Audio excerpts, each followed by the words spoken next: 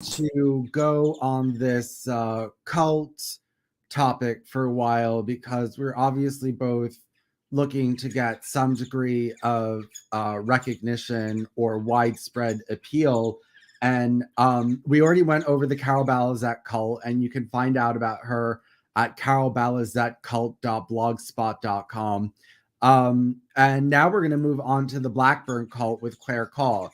Now, I want to tell everyone, I went on YouTube to listen to the podcast I had listened to about cults and the Blackburn cult. And I went on there and there were like 50 Blackburn cult documentaries that were like an hour.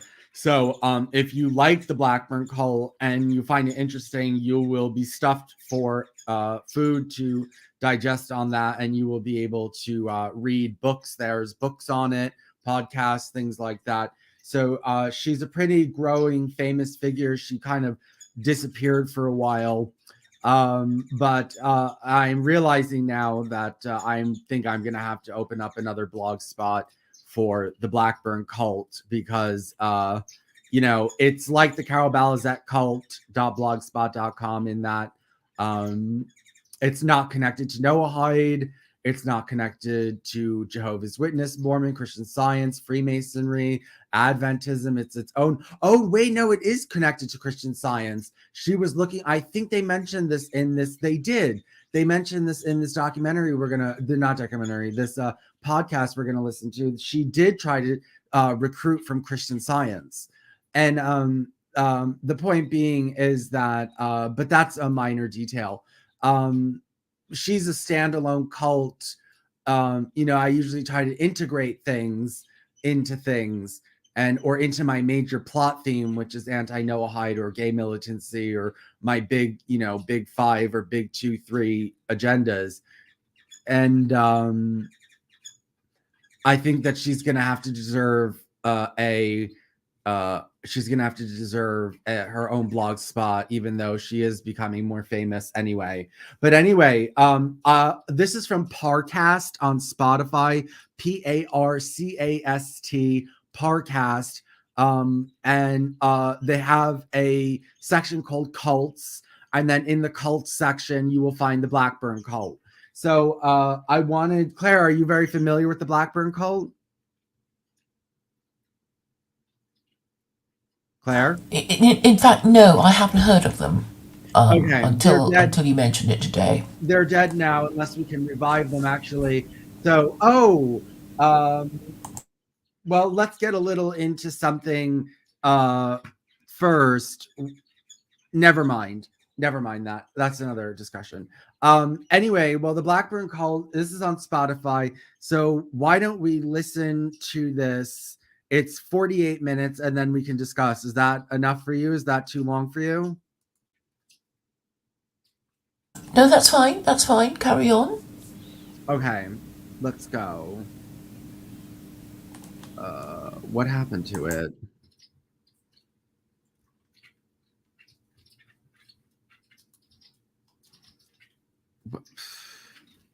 Oh.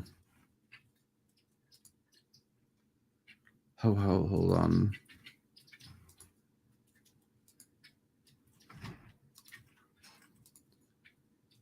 Okay, here we go.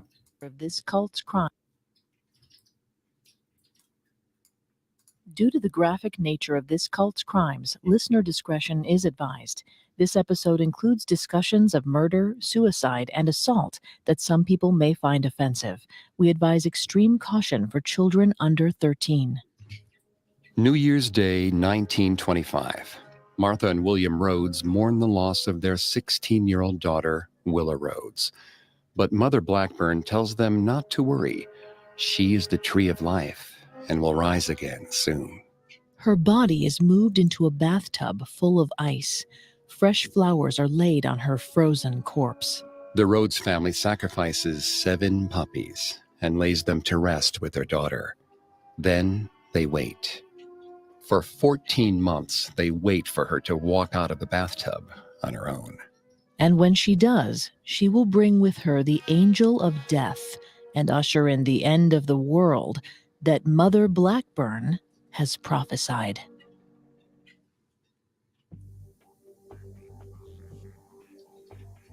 Hi, I'm Greg Polson, And I'm Vanessa Richardson. and this is Cults on the Parcast Network. Every Tuesday, we take a look at a cult's practices, their leader, and their followers. Today, we're taking a deep dive into the founding and twisted theology of the Blackburn cult. This mother-daughter operation promised its followers immense power and wealth, but instead left many of their followers dead. At Parcast, we're grateful for you, our listeners. You allow us to do what we love. Let us know how we're doing. Reach out on Facebook and Instagram at Parcast and Twitter at Parcast Network. And if you enjoyed today's episode, the best way to help us is to leave a 5-star review wherever you're listening. It really does help. We also now have merchandise. Head to parcast.com/merch for more information. You can listen to previous episodes of Cults, as well as all of Parcast's other shows, wherever you listen to podcasts. A new episode comes out every Tuesday. The Blackburn cult, known to believers as the Divine Order of the Royal Arms of the Great 11, was established in Los Angeles in 1922 by 41-year-old May Otis Blackburn and her 24-year-old daughter, Ruth Wieland Rickenbaugh Rizzio. At its peak, the cult had about 100 followers, most of whom lived and worked on the cult's 164-acre compound in Simi Valley, California. From 1922 until 1929, May Otis Blackburn and her daughter ran the cult and bilked their followers of more than $200,000, nearly $3 million today. Today, we'll learn how May Otis Blackburn grew so good at manipulation and delve into her so-called divine visions and her inexorable lust for wealth. Next week, we'll reveal the cult's darkest days, when loyal followers lost their lives, their wealth, and their children. May Otis Blackburn came into the world on August 2nd, 1881. She was born in Storm Lake, Iowa, to homemaker Jenny Otis and railway worker William Roswell Otis. From the start, May was an unusual child. She claimed to hear voices and other noises at a very young age, although she couldn't remember exactly when it started. The symptoms were likely brought on by grief over the loss of her father, William, who died in a railway construction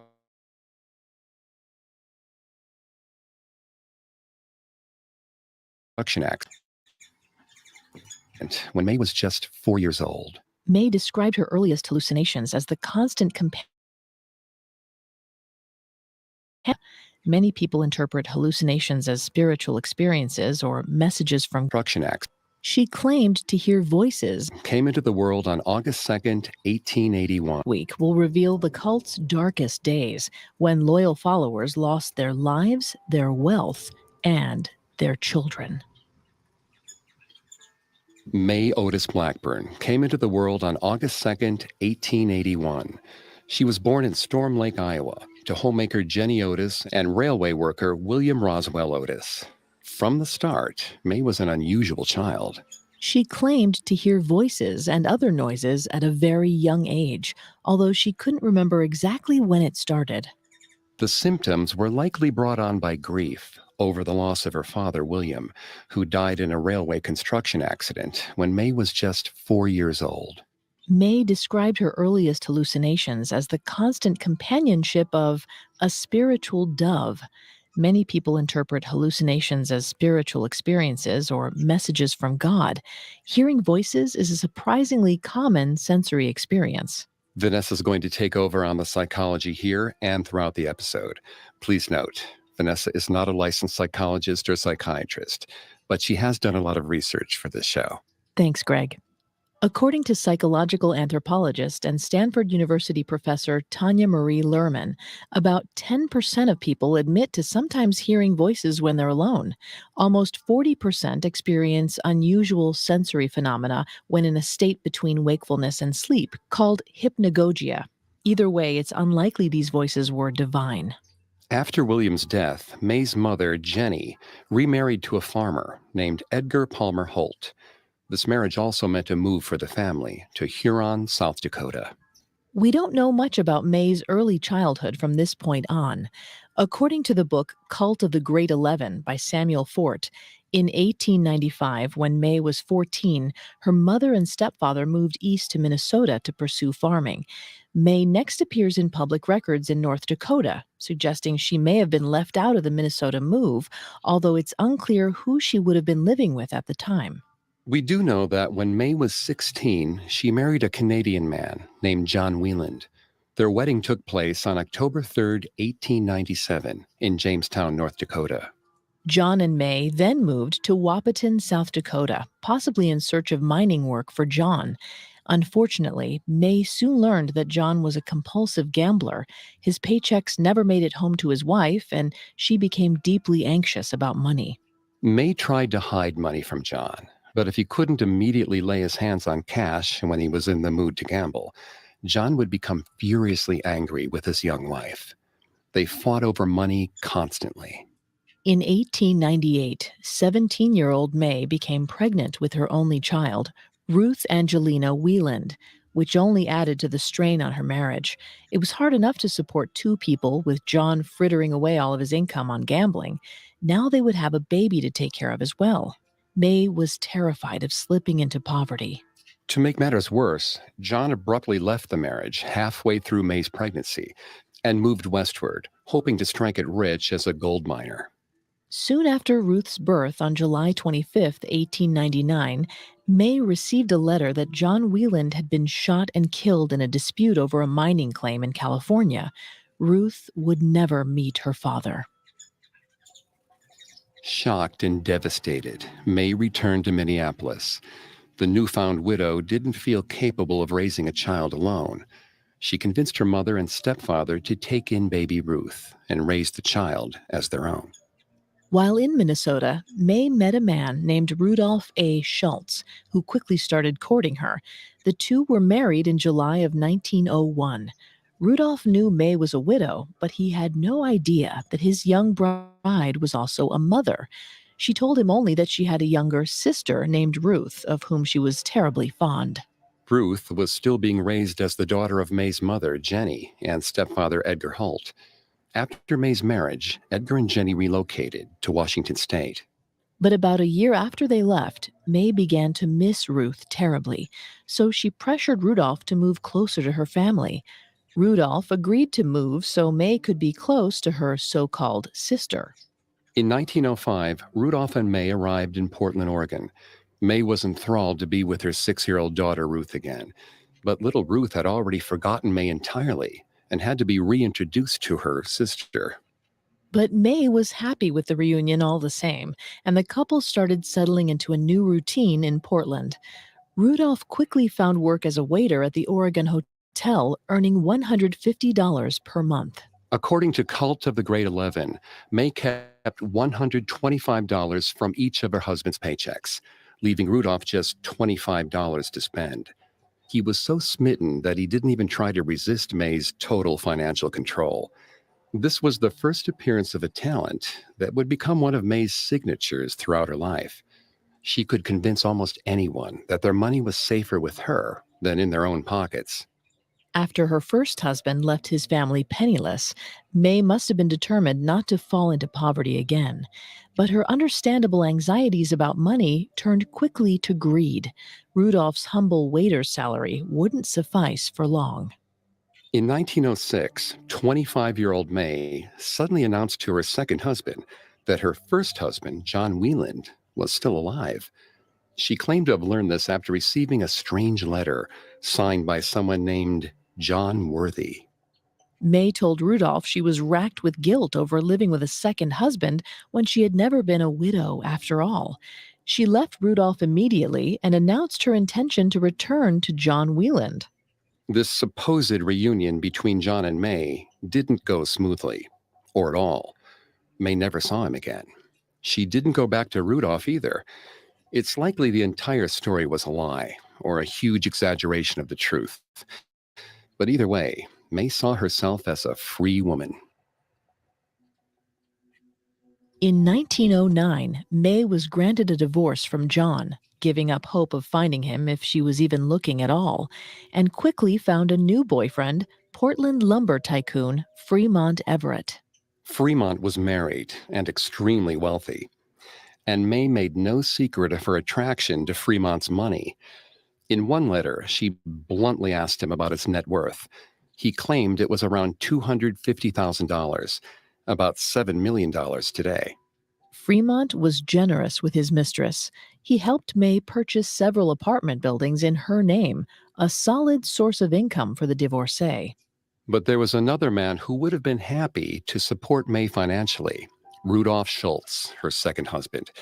He continued to pursue her after learning that she'd formally divorced John Wieland. May addressed his affections by annulling their marriage in 1912. Later that year, May's stepfather, Edgar, suddenly died at age 62 from illness. Jenny, May's mother, remarried in 1913. Her third husband was Portland grocer Walter Blackburn. He brought to the marriage one son, aged 12, named Ward Sitton Blackburn. May didn't think much of Ward Sitton Blackburn at first meet, but time would soon change that. For the time being, 34-year-old May married 27-year-old George Bloom on May 27, 1915. He was hardly a desirable partner, having been charged at least 3 times with contributing to the delinquency of a minor girl. It's unclear what exactly those charges allude to, but we can guess that George was contributing to teenage girls missing their curfews. What George did have to offer was the $3,000 he'd recently won in a lawsuit. May learned of his windfall in the local paper and began courting him shortly thereafter. The marriage didn't last. No documentation of the divorce survives, but in June of 1917, George Bloom described himself in official papers as single. Bilking men out of their money was no longer working as well as it once had for May. She was 36 now and had lived a stressful life. Her looks were fading. Ruth, on the other hand, was about to turn 18 and was stunningly beautiful. She had dark hair, elegant curves, and a head-turning smile. Like her mother, Ruth had occasionally heard strange voices from an early age. The voices sometimes recited poetry or sang songs to her. Many people think that hearing voices is a sure sign of schizophrenia, but research conducted jointly by Durham and Stanford universities shows that auditory hallucinations can be caused by a number of factors and can sometimes include positive and supportive messages. May and Ruth didn't hear the scary, commanding voices we see in Hollywood's depictions of mental illness. Their voices faded into the background of their lives, making no demands or requests of the women. In fact, both women came to like the companionship. Perhaps it was due to the poets and singers in her head that Ruth was so naturally drawn to performing. She danced ballet from a young age and loved to be on stage. And ever the opportunist, May hatched a scheme. If she could make Ruth a movie star, the two of them could live on Ruth's film earnings. May had saved a small fortune through managing the apartment buildings, purchased for her by Fremont. She made the risky decision to secretly finance 2 films starring Ruth, the feature-length A Nugget in the Rough and an accompanying short, The Tale of a Dress. May worked hard to attract publicity for Ruth's movies. She pitched every paper in town, highlighting that Nugget was the first feature film to be made in Portland, and her efforts paid off. With extensive coverage of the film appearing in the Sunday Oregonian, Portlandians were thrilled to learn that their city would soon see its first ever homemade feature film. The biggest theater in town was so excited for Ruth's debut that they installed a new $20,000 pipe organ just to play the score for Nugget in the Rough. Ruth was the talk of the town. Reviewers gushed over her performance, though perhaps more out of an Oregonian pride than any objective evaluation of her acting chops. But the expected calls from Hollywood didn't come pouring in. May had wowed Portland, but she hadn't minted a star. Even more depressingly, the 2 films only ran in one theater, and only for a week. Afterwards, the movie theaters returned to playing films that starred the big names of the day. May's fortune was gone, and she'd achieved nothing. That was when May decided that if Hollywood wasn't coming to Ruth, she would have to take Ruth to Hollywood. The two packed their bags and left for Los Angeles, California in 1918.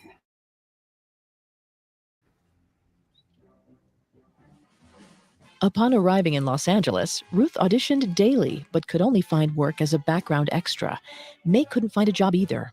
Ruth supported the family by working as a taxi dancer and oriental dancer. Taxi dancers worked in groups in seedy dance halls that charged men a dime to enter. They called themselves dance instructors, but many taxi dancers earned most of their income from sex work. Oriental dancers, on the other hand, danced alone for the viewer's pleasure, wearing provocative, skin-bearing clothing. This occupation is what we would now call exotic dancing.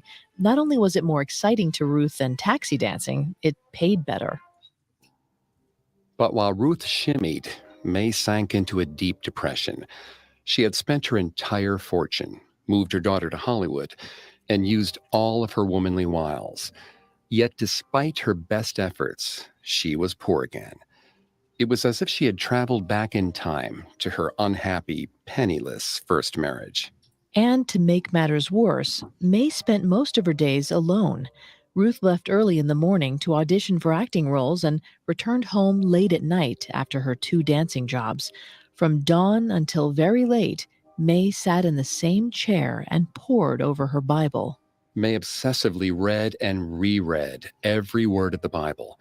The characters from angels to prophets came to feel like old friends. And very soon, these friends would start speaking directly to her. In a moment, divine intervention shows May the path to newfound wealth. Now back to the story. 1918 was a difficult year for May Otis Blackburn and her daughter Ruth. May spent most of the year locked in her apartment, studying the Bible, distracting herself from her financial woes. Ruth spent the year dancing in nightclubs and getting rejected, as she continued to audition for roles in films and on the stage. Also in 1918, Ruth met her first love, Edgar Jack Rickenbaugh. The two were married on May 27, 1919, when Ruth was 20 years old. Unfortunately, Rickenbaugh proved to be a jealous, abusive partner. By 1921, Ruth and Edgar separated, but neither of them could afford the fees for a divorce. In 1922, Ruth met a 26-year-old man from Indiana, Arthur Carl Osborne, in one of her dance halls. They began seeing each other. Ruth's first husband, Edgar, often made unannounced visits to her house and was still violently jealous about the activities of his estranged wife. So Ruth and Arthur had to use fake names to write their love letters. That way, if Edgar saw Ruth's letters, she could pretend they belonged to somebody else. Meanwhile, 41-year-old May remained a fixture in her reading chair. Her well-worn Bible was constantly in her hands or on her lap. By this point, she nearly had it memorized. One day in 1922, Ruth and May were home alone together in their apartment at 355 South Grand Avenue in Los Angeles. As usual, May was poring over her Bible. Suddenly, they both heard a powerful voice shout Ruth's name. It was a shock to both Ruth and her mother. They both heard voices and sounds wherever they went, but they'd never shared the same hallucination before. Then, in the middle of their Los Angeles apartment, appeared an enormous heavenly being. His glowing white wings and shining silver sword marked him immediately as one of God's angels. Ruth and May stood transfixed, each wondering if this vision could possibly be real. May, with her constant Bible study, recognized the heavenly presence immediately. Stunned by a combination of fear and awe, she knew this was the angel Gabriel. As the two women fell to their knees, Gabriel spoke. He told Ruth and May that they were the two witnesses chosen by God to announce the end of the world. This, of course, was a reference to Revelation 11:3, which reads, quote, And I will give power unto my 2 witnesses, and they shall prophesy 1,260 days, clothed in sackcloth. Gabriel explained that as God's 2 witnesses, Ruth and May would receive various insights directly from Gabriel. They were to relay these messages to the world by writing a book titled The Seventh Trumpet of Gabriel. It was a vision that changed everything. It seemed to May like the long-awaited reward for her life as a believer and her many hours spent with the Bible. Here, at last, was the proof she was more than just a railroad worker's daughter with 3 failed marriages, 1 torrid affair, and 2 failed movies to show for her 4 decades of life. Gabriel began appearing to both women daily, demanding that they take dictation. A pile of parchment paper grew in the tiny apartment on South Grant Avenue, full of the angel's words. This story might seem outlandish, and it probably was, but shared hallucinations, while rare, are not impossible. Shared psychotic disorder, more commonly known as folie à deux, involves psychotic symptoms shared between 2 people with close emotional ties. This disorder is so rare there's no data on its prevalence, but a case study published in 2016 in the Journal of Mental Health and Human Behavior reported on a mother-daughter pair who shared the delusion of a man named X. Both believed this man was stalking the daughter and pretending to be her father. Of course, the other obvious possibility is that May and Ruth were perfectly sane scam artists who came up with a clever way to use May's encyclopedic Bible knowledge to get out of their impoverished circumstances. Whatever the case may be, they set to work transcribing their new theology immediately. Some of Gabriel's prophecies were beautiful. For instance, he explained that death had only come to exist because Adam and Eve broke a divine pump by eating from the tree of life. If the pump was restored, it would replace aging bodies with new ones, and people would live forever. And soon, Gabriel promised, there would come an opportunity to fix this broken pump. The earth and the entire universe would see the ravages of time reversed. The dead would be restored to life, vibrant and young again. Once death was defeated, the world would be ruled by a, quote, royal family of the chosen 11. This family would consist of Ruth, May, and 9 other queens, ruling the earth from marble palaces on Olive Hill in Hollywood. Each queen would also be granted an immense quantity of gold and gemstones, along with harems of 11 kings for each queen. Gabriel promised to include in his prophecies the locations of various hidden treasures located in the hills of California. The book he was dictating to the women would feature, quote, lost measurements that would lead May and Ruth to all the hidden gold and oil deposits in the world. The first thing Ruth did after her angelic visitation was talk about it with Arthur Carl Osborne, the boyfriend writing secret love letters to the still married Ruth. Arthur was working as a ranch hand hours away in Santa Fe Springs. He missed Ruth sorely. Ruth asked Arthur for money to help her write the book, as dictated by Gabriel. She complained that she was in poor health and had to work with the flu. If she could just write this book, she would get better. She was sure of it. Arthur agreed to take out a loan to help her.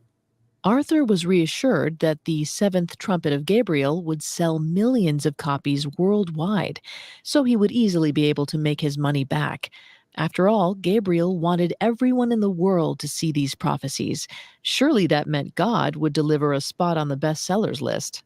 Not that Arthur would need the book's royalties, once Gabriel gave him and Ruth all the locations of the world's hidden gold and oil reserves. In exchange for his financial help, Ruth agreed to divorce Jack to be with Arthur.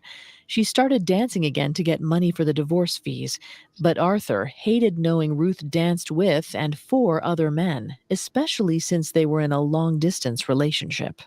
Ruth offered to stop dancing if Arthur could pay for the divorce. Arthur borrowed more money from his employer, the Sanchez Ranch.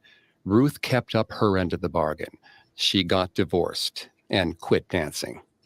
Ruth soon told Arthur that this book would be longer than expected and that they would need more money than she had initially thought.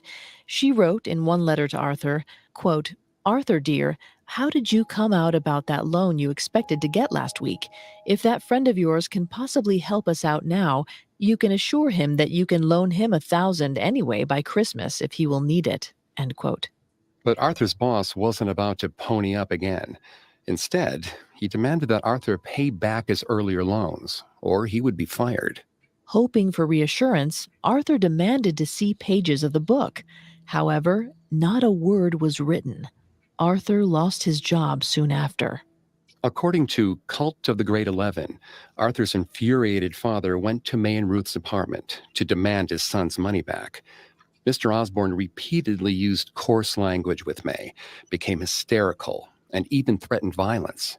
After the argument, May contacted Mrs. Osborne and threatened to kill Arthur if either he or his parents bothered May or Ruth again. An unemployed and broken-hearted Arthur enlisted in the army to get away from the mess. When he went to Ruth's address to say his goodbyes before boot camp, he found that she had moved and left no forwarding address. Arthur was the first person whose life was ruined by May Otis Blackburn and her beliefs, but he wouldn't be the last. Whether he knew it or not, when he decamped for the military, he got off easy. Next, May and Ruth garner a following and manipulate them for cash. Now back to the story. By 1923, after spending the money from Arthur's loans, May and Ruth Blackburn returned to Portland to seek out more donors for what was still, at that point, a very strange book project. As May talked to more and more people about her visions, or delusions, she started developing a following that would eventually grow into the cult. She had a talent for making her wild ideas sound like groundbreaking scientific revelations. Back in Portland, May openly spoke to strangers about the voice of the angel Gabriel. She said the same angelic voice followed her as a child in the sound of white noise. This mention of white noise transforming into a clear angelic voice is highly suggestive of auditory pareidolia, a phenomenon in which people perceive voices in random noise. Auditory pareidolia is technically a form of hallucination, but according to Robert Remez, a researcher from Columbia University, hallucinations aren't always suggestive of mental illness. Remez says the difference is that healthy people will realize a strange sound is a hallucination, while people with mental illness may perceive it as real and intended.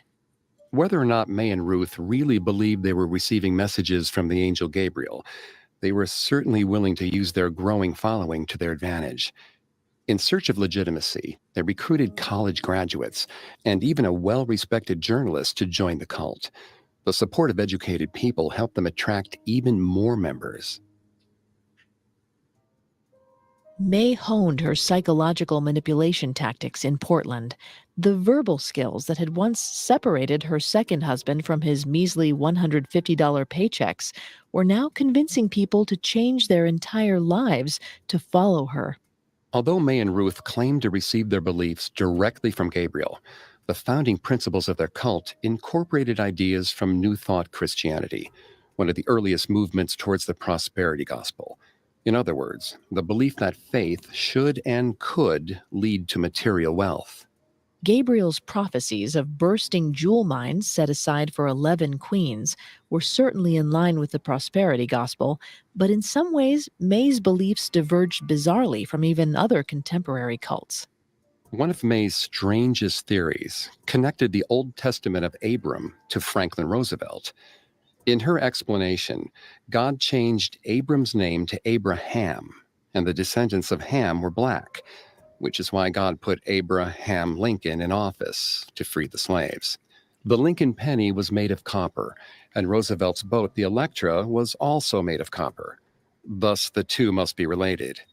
The line of reasoning was utter nonsense, and it's unclear why May even thought it was important in the first place, but her followers seemed to take it in stride. According to the book 9 Dimensions of Madness, insisting on a correlation between unrelated concepts could be a symptom of psychosis.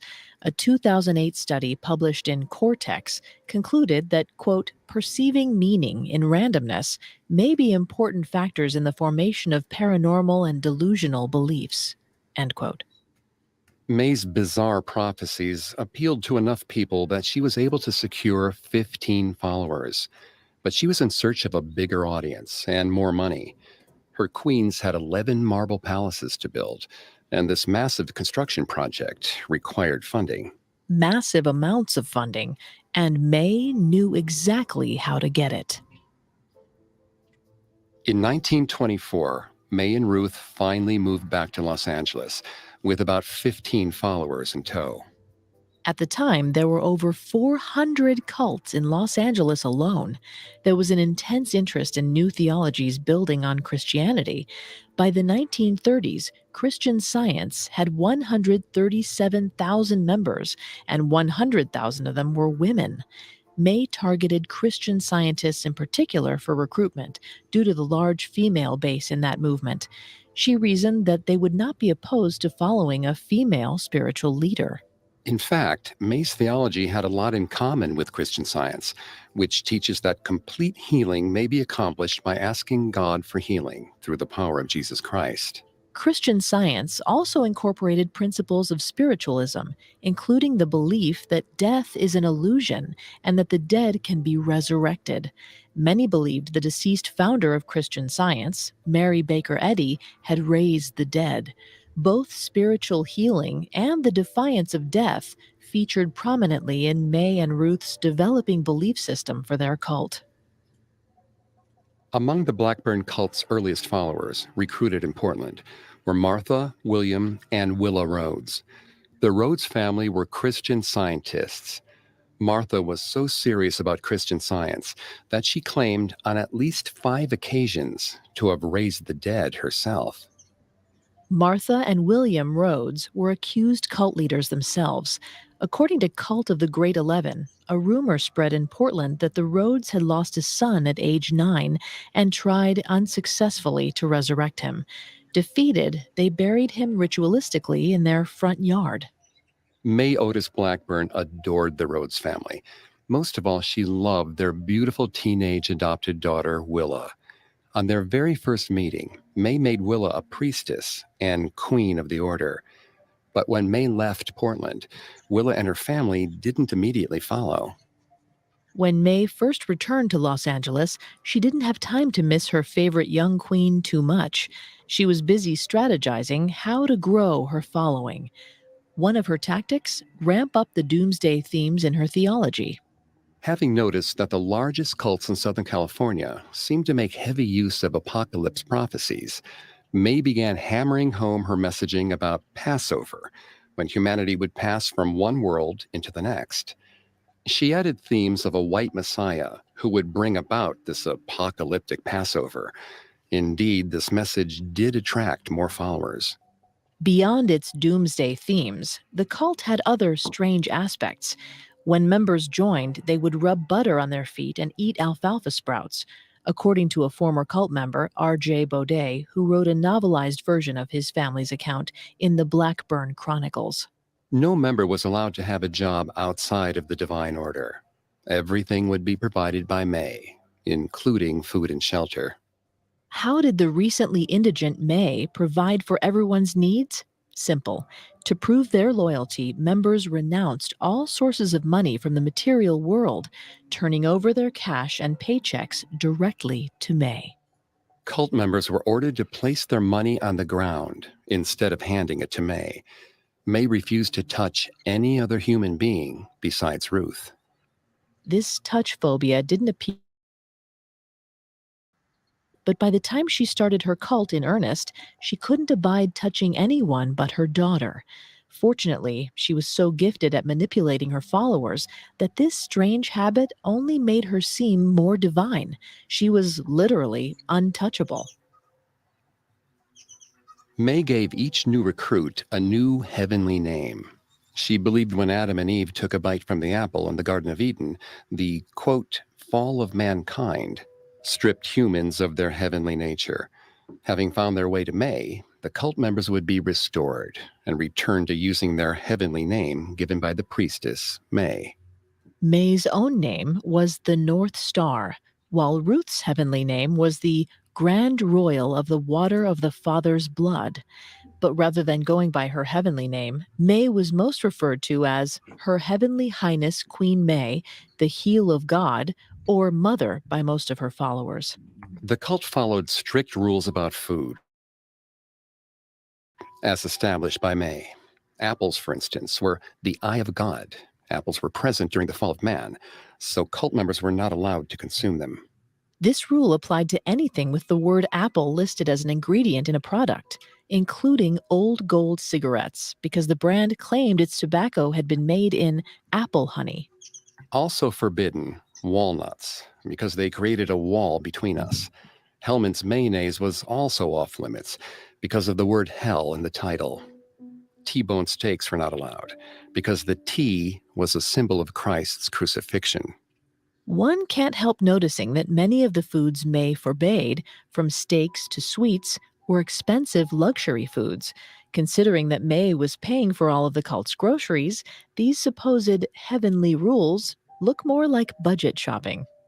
May performed magic tricks to make her members think they, too, were beginning to hear the voice of the divine. Some of these tricks included seeing flashes of light, hearing voices that would appear from nowhere, doors closing without a person there, and objects disappearing randomly. According to Cult of the Great 11, some of these parlor tricks were organized by a con artist friend, Chester W. Burpo. When he wasn't secretly helping May, he also practiced as a faith healer and miracle worker. By this time, May Otis Blackburn was utterly shameless about her greed and selfishness. She was worshipped as a queen by her small following, and it had gone to her head. She went so far as to recruit her own stepbrother, Ward Sitton Blackburn, into the cult. May seduced Ward into the cult the same way she and Ruth had manipulated Arthur, with promises of wealth and power. In fact, she promised Ward the, quote, power and honor to print the seventh trumpet of St. Gabriel as his concord manifests the Little Dipper, which is the baby of heaven, under the North Star, the Word of God, end quote. This kind of incomprehensible metaphysical language became a Blackburn hallmark. When followers demanded to see pages of the book, they were shown a chest filled with heavy sheaves of parchment tied up in bundles. The top pages were full of metaphysical gibberish. The bottom pages were blank, but because the women refused to untie the bundles, their followers never knew that. Back to Ward Blackburn. His father, May's stepfather, Walter Blackburn, also received a pronouncement from May. He was offered, quote, the power and honor to publish the seventh trumpet of St. Gabriel, as his concord manifests the sense of taste, having gone through the fire, end quote. In other words, Ward and Walter Blackburn were to be printers and publishers for May and Ruth's mysterious book, which of course they hadn't actually written. But Walter didn't know that when he sold his grocery store for $30,000 and invested the proceeds in a printing shop in Los Angeles. May was careful to ink a royalty agreement that guaranteed her a share of the proceeds from her books, after expenses were deducted, and $5,000 per month was donated to the cult's treasury. Just a little something to tide her over until her personal gemstone mine was revealed by Gabriel. The only thing missing from May's new life as a self-ordained queen was a partner to call her own. Bizarrely, she found someone to fill that void in the same place she found a printer for her book, her own family. May began a romance with her 23-year-old stepbrother, Ward. Ward was almost 2 years younger than Ruth, May Otis Blackburn's own daughter. He was also strikingly ugly, with a Fu Manchu mustache and ill-fitting clothes that he often didn't wash for weeks. Worst of all, he was known in the Portland community to be attracted to children. He hadn't been arrested for his predilections, but it was apparently widely discussed that mothers were to keep their kids away from Ward. Disgusting as that is, it might have been part of what May saw in him. Ward wouldn't want a physical relationship with May, who by this time could not possibly tolerate sexual contact with a man due to her worsening touch phobia, and May herself was known to openly admire the beauty of young girls, although it's unclear whether she ever made sexual advances. Whatever her rationale, May wanted to marry her stepbrother, and marry him she did on January 11th, 1924. May used an assumed name for the marriage and gave her age as 30 rather than her real age of 43. With her mother a newlywed, Ruth wanted a new husband too. May and Ruth had recently moved into a house at 830 Acacia Street, which served as the Blackburn cult's first official headquarters. It also brought Ruth into a new neighborhood with a new assortment of eligible bachelors. At some point during the founding years of the cult, Ruth divorced Edgar Jack Rickenbaugh. The exact date was not preserved, but by the time she returned to Los Angeles, Ruth was a free woman. At 25, Ruth was strikingly beautiful, even more so than before, now that she carried herself with the regal bearing of a prophet and a queen. She soon had a new suitor, Sammy Rizzio. The Italian-American was only 17 years old, but had already served time in prison for check fraud. According to Cult of the Great 11, Sammy came from a family involved with the Black Hand, a crime syndicate mostly made up of Italian immigrants. Sammy's father was wanted by authorities for a triple homicide. Like Ruth's previous husband, Edgar, Sammy was jealous, mercurial, and sometimes violent. That was apparently what Ruth was looking for in a man. She married Sammy Rizzio on May 24th, 1924. The Rizzio family embraced Ruth and invited her to visit them often. They even accepted her strange religion. The Blackburn family wasn't as kind to Sammy. May and her followers treated him like an unwanted appendage, especially because he maintained his Catholic beliefs after marrying Ruth. He refused to partake in cult rituals. His temper was also a problem. He was terribly jealous about Ruth, who had many male admirers and was anointed a high priestess of her cult. She adopted the new moniker of the Royal Warder of the Purple Robes and dressed more provocatively than Sammy wished her to. Sammy demanded that Ruth leave the Great 11 and renounce her place as a queen. She refused, making relations tense between the couple. They argued constantly until finally, in July of 1924, Sammy struck Ruth in the head and stormed out of the house. When he returned home later that day, Sammy found his way barred by May and other cult members. They would not allow him back in the house. After that day, Ruth never saw her husband again, but May did. Enraged by Sammy's treatment of her daughter, May summoned the cult's druggist, Eleanor Sandrowski. After swearing Eleanor to secrecy, May flatly explained that the angel Gabriel had ordered May to kill Sammy Rizzio. She demanded that Eleanor mix her a potent poison. Horrified, Eleanor refused. She left May's home in shock. Eleanor was relieved to be allowed to depart, but a month later she was summoned again. This time, May insisted. She said she only needed the poison as a symbol. Sammy would sprinkle the poison around himself in a symbolic ceremony of his death. This would allow Sammy to kill off his old self and have a fresh start with Ruth. Eleanor provided May with a bottle of chloroform, which was legal. She also gave May a bottle of colored water, telling her it was a potent, illegal poison. Before May could discover that this was a lie, Eleanor and her husband escaped and quit the cult. May took Sammy to the beach in Santa Monica, where they were to perform his symbolic death ceremony as punishment for his behavior. As Sammy shouted 10 times, "I am a dead priest," May poured out the liquid from the bottle into the sand. Sammy was well enough after the ceremony to drive home, but after that night, he was never seen again, likely chloroformed and subsequently killed by May. May told her members that Sammy left in exile. Soon, Sammy's mother, Frances Rizzio, grew concerned. Frances sent multiple letters to May and the Divine Order in search of her son. The letters were unanswered. Finally, Frances sent a letter to Ruth and May directly. May responded with the self-imposed exile story again, adding this time that Sam had left a written letter, his suitcase, a $20 bill, and some of his clothes behind. One of Sammy's younger brothers, Frank, showed up to investigate. May showed Frank the letter that Sammy had left. Frank, suspecting forgery, decided to stay and spy on May.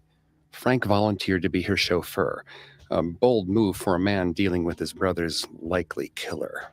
After 10 months of working for May without discovering his brother's fate, Frank finally allowed his mother to contact May again, this time threatening to report her son's disappearance to the police. The Rizzio family soon received a visit from a policeman. Instead of helping them, he warned them not to meddle with May Blackburn's affairs. The policeman, it turned out, was a member of May's cult. Despite their mob ties and triple murderer patriarch, the Rizzio family had met their match. They stopped looking into Sammy's disappearance. Sammy was almost certainly the first person to die for May's ambitions, but he would be far from the last. A storm was gathering within the cult. The promise of the seventh trumpet of St. Gabriel was still unfulfilled. The cult's members, who turned all their funds over to May, were growing impatient.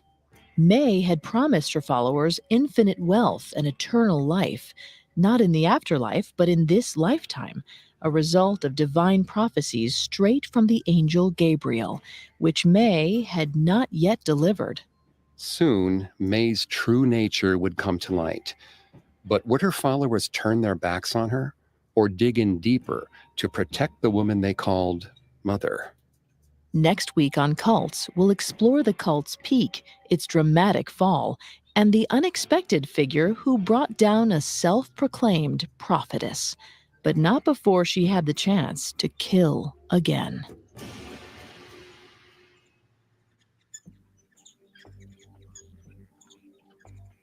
Thanks again for tuning in to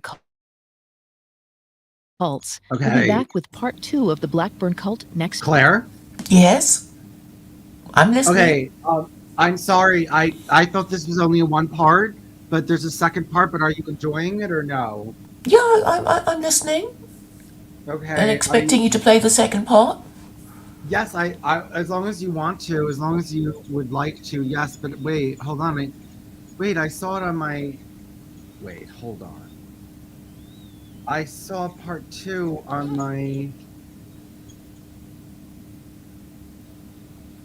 Oh wait, hold on. I saw part 2 on my.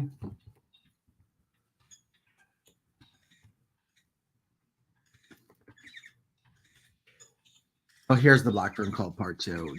Dumb bitches. Okay, ready? Yes. Well, okay, no, Claire. Well, before we go, let's have a little intermission and let's talk for a little bit. Okay, my fascination with this woman is the same as with Carol Balizet. Now, I thought this woman was like the most based cult leader, but now I think Carol Balizet actually is, because that's even more dramatic. But with this woman, to get people to believe in such an absurd story and put all their money into an absurd claim that is so out there and outrageous, like, how did she do it? Now, She had a sexy daughter. but people don't give in all their money because of a sexy daughter. Yeah, I think they do. I mean, that's why you have gold diggers, right? Fools and their money, Yeah, these and were there's women. no fool like an These were old like fool. women and stuff that were giving money to it, and educated people. Yes, probably because she had such a devastating smile. This Ruth, daughter of hers.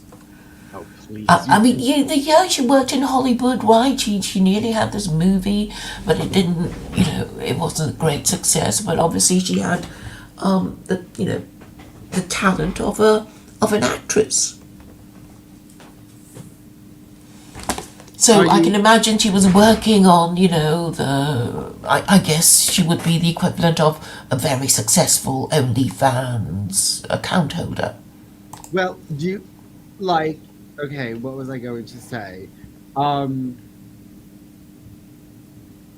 you taking notes? Because, look, we're going to learn, well, never mind. Let's play part 2, and then we'll have our discussion about it, and we'll see what we learn. So let's play part 2. Ready?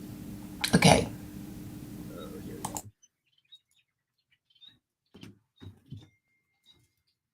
Due to the graphic nature of this cult's crimes, listener discretion is advised. This episode includes discussions of murder, torture, cruelty to animals, psychological abuse, and violence that some people may find offensive.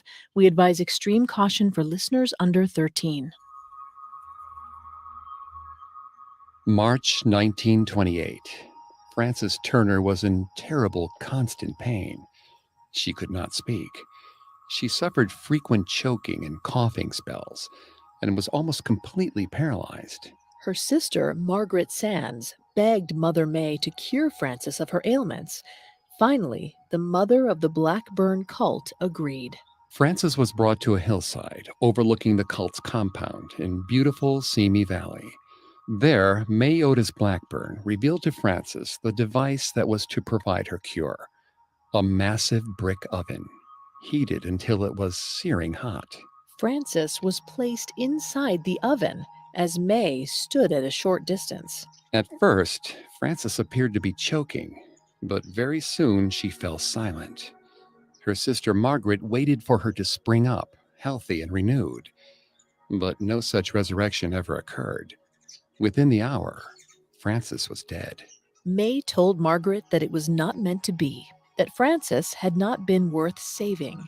The angel Gabriel had wanted it this way. In reality, Frances had been unable to scream or struggle due to her disabilities. As her sister and May Blackburn looked on, Frances had been broiled to death.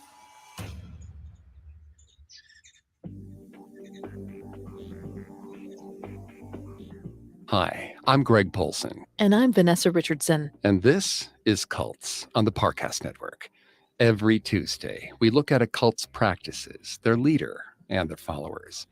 Today, we're continuing our deep dive into the Blackburn cult, also known as the Divine Order of the Royal Arms of the Great 11, founded by May Otis Blackburn and her daughter, Ruth Wieland Rickenbaugh Rizzio.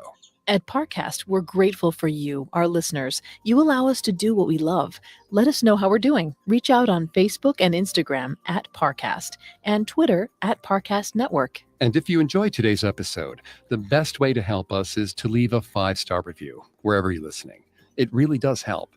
We also now have merchandise. Head to parcast.com/merch for more information. You can listen to previous episodes of Cults as well as all of Parcast's other shows wherever you listen to podcasts. A new episode comes out every Tuesday. The Blackburn cult was active in Southern California between 1922 and 1929. During that time, May and her daughter Ruth defrauded their followers out of more than $300,000, the equivalent of more than $4 million today. At the cult's 164-acre compound in Simi Valley, California, May and Ruth forced about 100 followers to participate in bizarre rituals called concords, which included giving all their income and worldly possessions to the cult. May and Ruth claimed to be in constant communication with the angel Gabriel, who was dictating to them a holy book. Once finished, this book would reveal the location of all the world's hidden treasures, including oil, gold, and gemstones. They also claimed the publication of this book would usher in the apocalypse, after which the cult's 11 queens would rule the world from 11 marble palaces in Hollywood. Last week, we dug into the early lives of May Otis Blackburn and her daughter Ruth Wieland Rickenbaugh Rizzio. We learned that May in particular had a long history of separating her friends and lovers from their money. This week, we'll dive into the rapid rise, the heyday, and the shocking fall of the Blackburn cult, as well as the horrific deaths of many of the cult's followers. Followers like Willa Rhodes, who died on New Year's Day, 1925, and whose mummified remains would stay in the basement for years. In November of 1924, William Rhodes, his wife Martha, and their adopted daughter Willa left Oregon to join the Blackburn cult in Los Angeles. May took to 15-year-old Willa quickly. She was so fond of her that she named her as one of the cult's great 11 queens. May even granted Willa the title of the Tree of Life, making her incredibly important within the cult's theology. May's mother, Jenny, who was involved with the cult, also developed an affection for Willa and began doting on her like a daughter. In December of 1924, Jenny bought Willa 7 puppies as a gift. Because the 7 notes of the musical scale played a huge part in the cult's theology, Willa named them after the scales: Do, Re, Mi, Fa, Sol, La, Ti. Then, around Christmas 1924, Willa developed a pain in her tooth. Her mother, Martha, a Christian Science believer, did not consult a doctor or dentist, even after Willa remained in bed for days. In accordance with her religious beliefs, Martha only used prayer and faith healing techniques on her daughter. A week later, on New Year's Eve, Willa seemed to miraculously improve. She got out of bed and got dressed. It seemed as though Martha's prayers were answered. But on New Year's Day, 1925, Willa relapsed. She collapsed in agony as throbbing pain shot up through the side of her face. The girl asked to see her mother and father, as well as another woman in the Divine Order named Dora. Willa told them that she loved them through gritted teeth. Then, as suddenly as she had fallen ill, she passed away, as her parents and Dora prayed over her. It's unclear what exactly Willa died of, but her death upset May even more than it did Martha. She was paralyzed with grief. The only thing that finally forced her to carry on and improvise was the troubling fact that one of the Great 11 had just died. Not a great look for a cult that promised immortality. Thinking on her feet, May told Willa's parents and Dora that God still had use for Willa. She convinced Martha that Willa would be raised from the dead as soon as May published her cult's theological treatise, The Sixth Seal. Thus, the Rhodes shouldn't turn her body over to the authorities. But they had to keep this a secret. No one else in the cult could know of her death. Instead of burying their daughter, Martha and William placed her in a bathtub full of ice and prepared to protect her body until God saw it fit to resurrect her. May then ordered her followers to kill all 7 of Willa's puppies with chloroform and place them next to her frozen body. Willa's body was moved to her sleeping chambers in secret. May and the Rhodes told the other followers that the future queen of the Divine Order had left town, and she would return just before the apocalypse. Of course, May would never really have let one of her followers leave the cult. May viewed her followers as property. They were forced to turn over all their money to her. If one of her devotees happened to own a business, May would treat it like her own, expecting free goods and services on demand. Vanessa's going to take over on the psychology here. A quick reminder, she's not a licensed psychologist or psychiatrist, but she has done a lot of research for this show. Thanks, Greg. According to Sarah Newman, managing editor of Psych Central, people like May wish to control others because they fear abandonment and have no secure relationships in their own lives. By the time May was a cult leader, she had been abandoned by one husband, disappointed by the next, and the only man she seemed to genuinely love was married and unavailable. She likely asserted so much control over her followers as a way to build secure relationships. If she controlled the followers, she couldn't be left behind.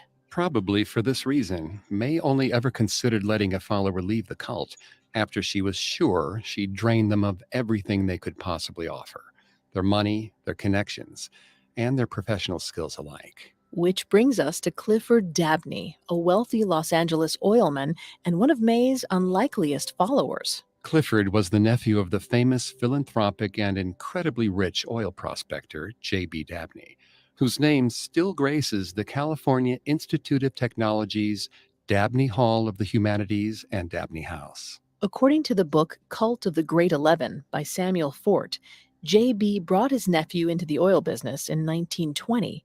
Clifford was 29 at the time. And like most oil men at the time, Clifford was soon very wealthy. Unfortunately, he also developed an ego that matched his overstuffed wallet.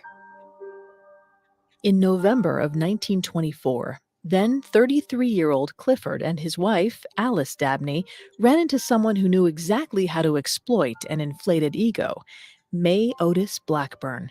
Through Alice, May soon found herself enthusiastically describing to Clifford the divine book May and Ruth planned to publish. This book went by several titles, but the 2 most common were The Seventh Trumpet of St. Gabriel and the Great Sixth Seal. May and Ruth didn't need to be consistent about how they talked about their book.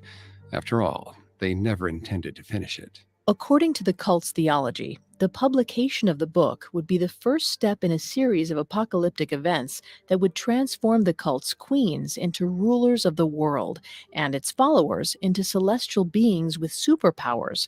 Not to mention, the book was supposed to reveal the location of all the world's hidden reserves of oil, gold, and gemstones. So, if they actually finished the book, May and Ruth would be on the hook to deliver a cave of wonders. It's easy to see why they were in no hurry to finish. Clifford Dabney, of course, didn't know the book was a fraud when, in November of 1924, May Otis Blackburn asked him for $5,000 towards its publication. $5,000, or about $73,000 today, was a fortune for most people.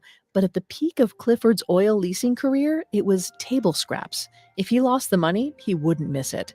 And if May came through, he would not only be tremendously rich, but also immortal.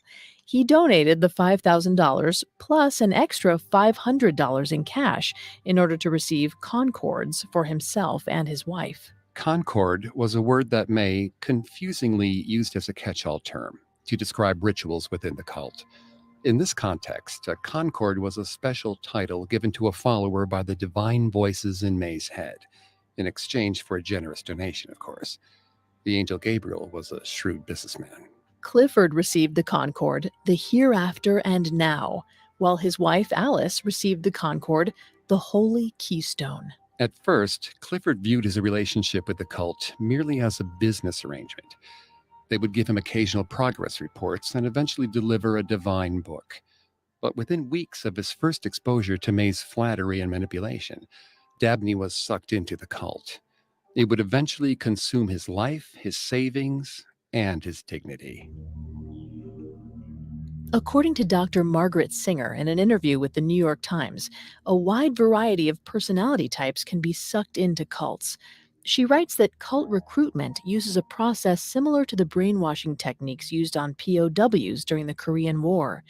Anyone can fall victim to these tactics, particularly if they're experiencing some sort of psychological vulnerability, such as loneliness. We don't know what was happening in Clifford Dabney's life when he first came into May's orbit, but he certainly wasn't the only one in Los Angeles falling prey to cultists at the time. Throughout the 1920s, more than 400 cults operated in Los Angeles, drawing in an estimated 200,000 followers among them. The atmosphere was ripe for predators like May to strike. And in true form, May got to work manipulating Clifford.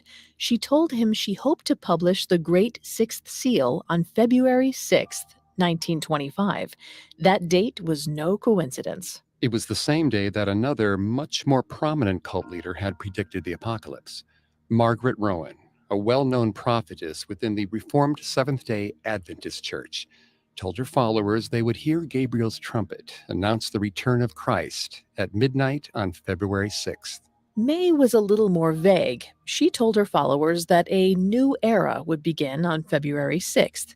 By leaving her prognostication open-ended, she left herself room to claim that the divine events of February 6th had indeed occurred, but gone unnoticed by the masses. In early 1925, Margaret Rowan came to the attention of local police when she urged her approximately 1,000 followers to sell all their belongings and come to Los Angeles to witness the second coming of Christ. The police immediately began to suspect Rowan of fraud. So when word reached the Los Angeles City Prosecutor's office that there was a second woman preaching a February apocalypse, an investigation into the Blackburn cult was launched. Meanwhile, February 6th came and went, and the world did not end. As a result, Ruth was available when the cops picked her up that day for questioning in regards to a pamphlet the Blackburn cult had been circulating. The city prosecutor was particularly interested in how May and Ruth were supporting themselves. They were living in a very expensive neighborhood and operating a small publishing company, but neither had a job or inheritance. Prosecutors were concerned that May and Ruth might be scamming their followers. Ruth stayed silent until she could confer with her mother. To pacify authorities, she agreed not to distribute her pamphlets further. She also agreed to cooperate with future interviews. But after Ruth left the station, she and May hatched a plan for handling those follow up questions. It required convincing people of a highly improbable story. But that was, after all, what the two cult queens did best. In a moment, May unearths some buried treasure. Now, back to the story. In February 1925, a few days after Ruth was questioned by police, local newspapers reported a mysterious metal box had been found in Topanga Canyon. It contained love letters from Fremont Everett, May's wealthy lover back in Portland. Also in the box, $100,000 in securities, about $1.4 million today.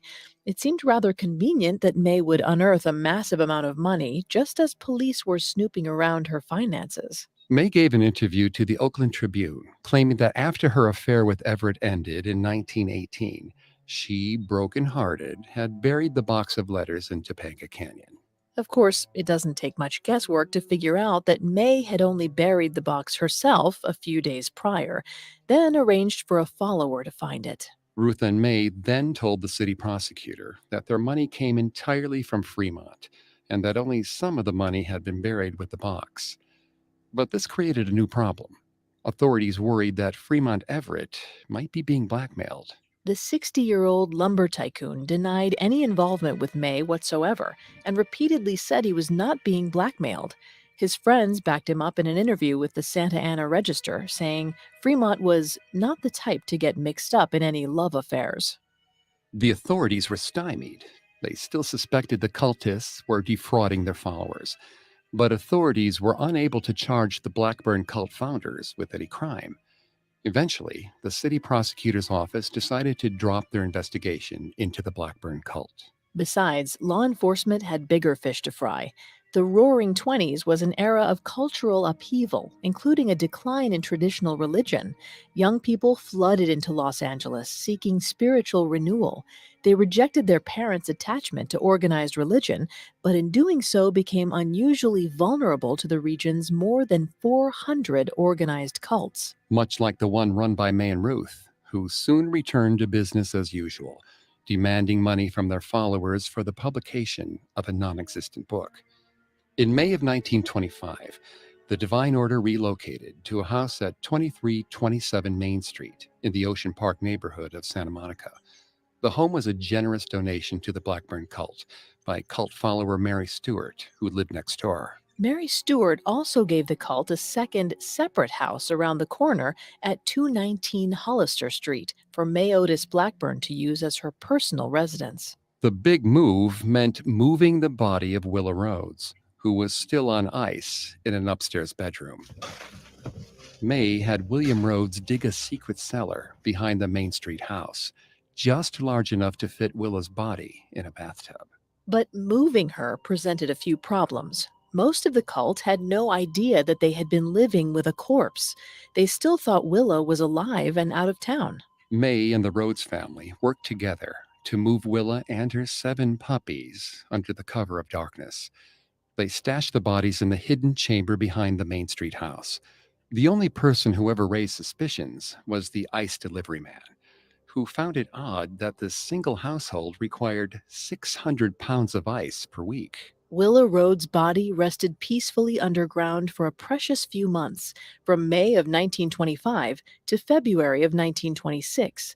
But she was again disturbed in February when, out of the blue, May Otis Blackburn ordered William and Martha Rhodes to purchase a residence at 1094 Marco Place in Venice, California. May told them that the divine had ordained they buy it, so Willa could be temporarily interred there. It seems May was tired of having a frozen body in the backyard. Or perhaps 600 pounds of ice each week had strained her budget. So William Rhodes and another trusted cult member, Floyd Miller, dug under the floorboards of the Venice cottage. They constructed an elaborate wood-paneled crawl space. They also dug 2 graves for 2 coffins, one for Willa and the other for her 7 puppies, into the floor of the crawl space. The coffins were lowered into the ground uncovered so that Willa and her puppies could get out. While the men worked, Martha Rhodes prepared Willa's body for its temporary interment. She purchased various herbs, spices, and ointments at the local pharmacy, recreating an ancient formula for embalming the dead. Martha told other cult members that Willa would be embalmed in the same way Jesus Christ had been. Martha used her embalming potions all over Willa's skin, but she apparently didn't realize that most embalming processes include preservation of the internal organs as well. So Willa's skin did not decay after the ice was removed, but her internal organs putrefied. On February 10th, 1926, Willa was placed in a coffin with her knees drawn up to her chest and her hands crossed over them. Her puppies were wrapped in white sheets and placed in the second coffin beside her. They lowered both coffins into the crawlspace floor. Then Willa's parents finished moving their belongings and furniture into the cabin overhead. Until the end of the world, they planned to live in the Venice cottage above their daughter's slowly decaying corpse. Meanwhile, Clifford Dabney, still blissfully unaware of these morbid practices, was anxious to obtain divine powers. So when May came to him in autumn of 1926 with another big request, he was eager to earn her favor. On May's orders, Clifford purchased 10 lots in Simi Valley, in the Mortimer Park area. Although the 10 lots combined for a total of 164 acres, it wasn't as lavish a bequest as it might seem. In fact, the land was so rocky and hilly, it was considered essentially worthless. May, on the other hand, thought it was perfect. She ordered most of her followers to join her at the new compound, although it's unclear how many people that would account for. We estimate around 100 based on some cult records from around that time. They were each to build their own cabins on 40-foot by 60-foot parcels doled out by May. Not only did she use unqualified, unpaid labor to build the cabins, May stole the wood. It was purchased on credit from the Hammond Lumber Company and never paid for. The Blackburn cult called their new compound the Work, short for the Work of God. While they built their cabins, members lived in tents under miserable conditions. There was no electricity, heat, or running water. There were no roads to the compound. Getting supplies meant hiking out of the hills. May's followers were forced to trudge for miles for water. They carried lumber through the hills by hand. Their first winter was miserable as they braved the cold without heat. But all the while, they continued to make progress on May's vision. By early 1927, they had constructed a beautiful temple, white in the shape of a crescent. Called the Golden Throne Temple, it did indeed contain a golden throne.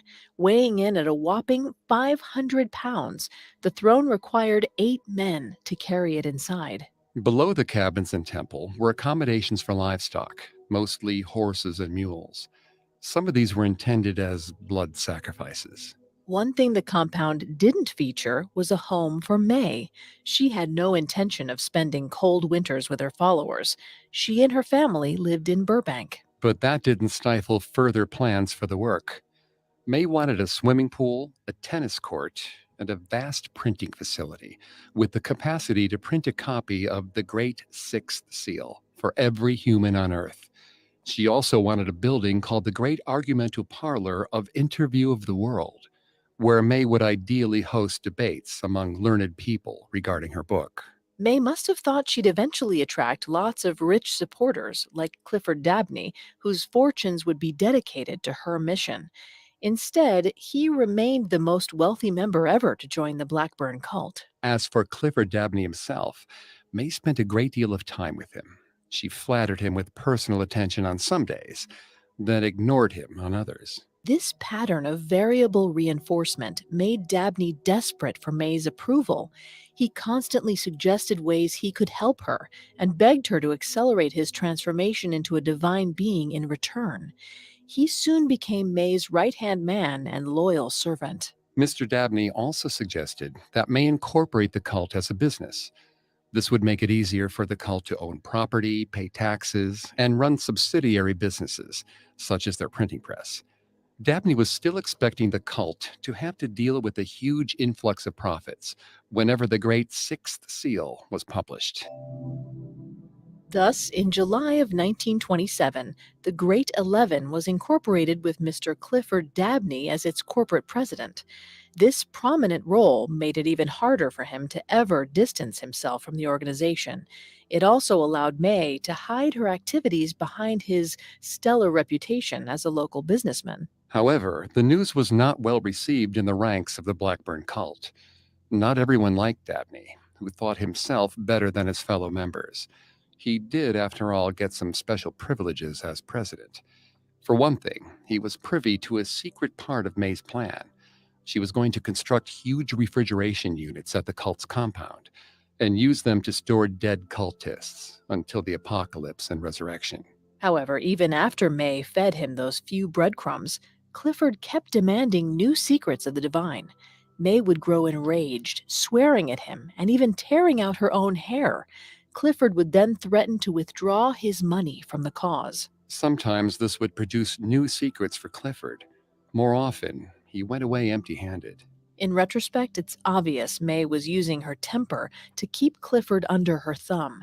If she reacted with anger and hysterics when he demanded occult knowledge, he would be more likely to value the secrets he did extract from her. It worked for a time. Clifford kept pouring money into May's cause. May took over $45,000 from him over the years, more than $635,000 today. Dr. Yanya Lalich, a professor emerita of sociology at California State University, Chico, writes that charismatic cult leaders are authoritarian bullies that rule through coercion, and to receive constant adulation from their followers, the leader must be entertaining. This often comes at the expense of their followers, as charismatic cult leaders bully, mock, and cast aside anyone who is not sufficiently adoring. This causes the remaining members to flock to the side of the leader, competing to be in their inner circle. Dabney was in that inner circle for a time, but on July 31st, 1927, he got the rudest wake-up call of his life. According to Cult of the Great 11, it came in the form of an auto repair bill for $191.07. Dabney didn't have the money. $191.07. The equivalent of about $2,700 in today's money would be a steep sum for most men, but for Dabney, it should have been pocket change. He was one of Southern California's most successful oilmen. He once thought nothing of throwing away a few $1,000s on a lark, and now he was flat broke. May Otis Blackburn had built Dabney of almost everything. He had one oil lease left, worth $18,000, which he'd kept secret from May. It paid him $400 per month, about $5,800 today. A decent income for many people, but a far cry from his old lifestyle. Ashamed, Dabney left the Franklin Motor Company without paying his bill. He returned to the work and resigned his post as president of the Blackburn Cult Corporation. Then he marched up to May Otis Blackburn and told her firmly that he was quitting the Divine Order of the Royal Arms of the Great 11 and taking his wife with him. May Otis Blackburn simply shook her head and smiled. Quitting was not an option, not while he still had even a dime left to contribute to the cause. Next, the police close in on May Otis Blackburn. Now, back to the Blackburn cult. In early August 1927, former millionaire Clifford Darby told May Blackburn that he was leaving the cult, but she politely disagreed. May told Clifford, "God still has a purpose for you here." She told him he could take a break from cult activities, but that God would not allow him to leave permanently.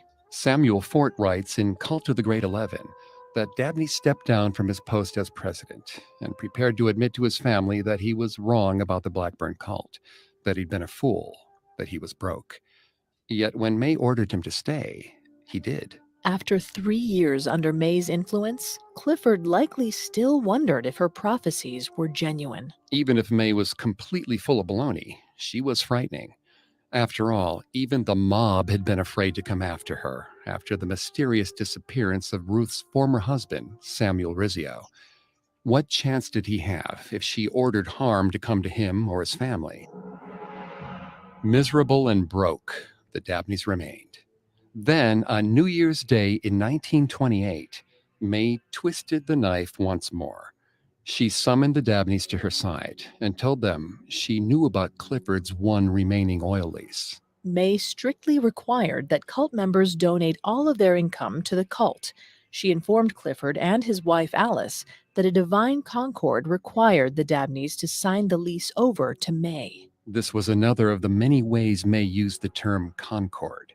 In this case, it meant a command directly from heavenly sources. Clifford resisted for a moment. May replied, "Refuse me, and death will surely come upon you." Looking at Alice, she added, "And perhaps you too, dear." Clifford signed over the lease, and with it, any hope of escaping May's grasp. But Dabney wasn't the only one unhappy. The colony was restless.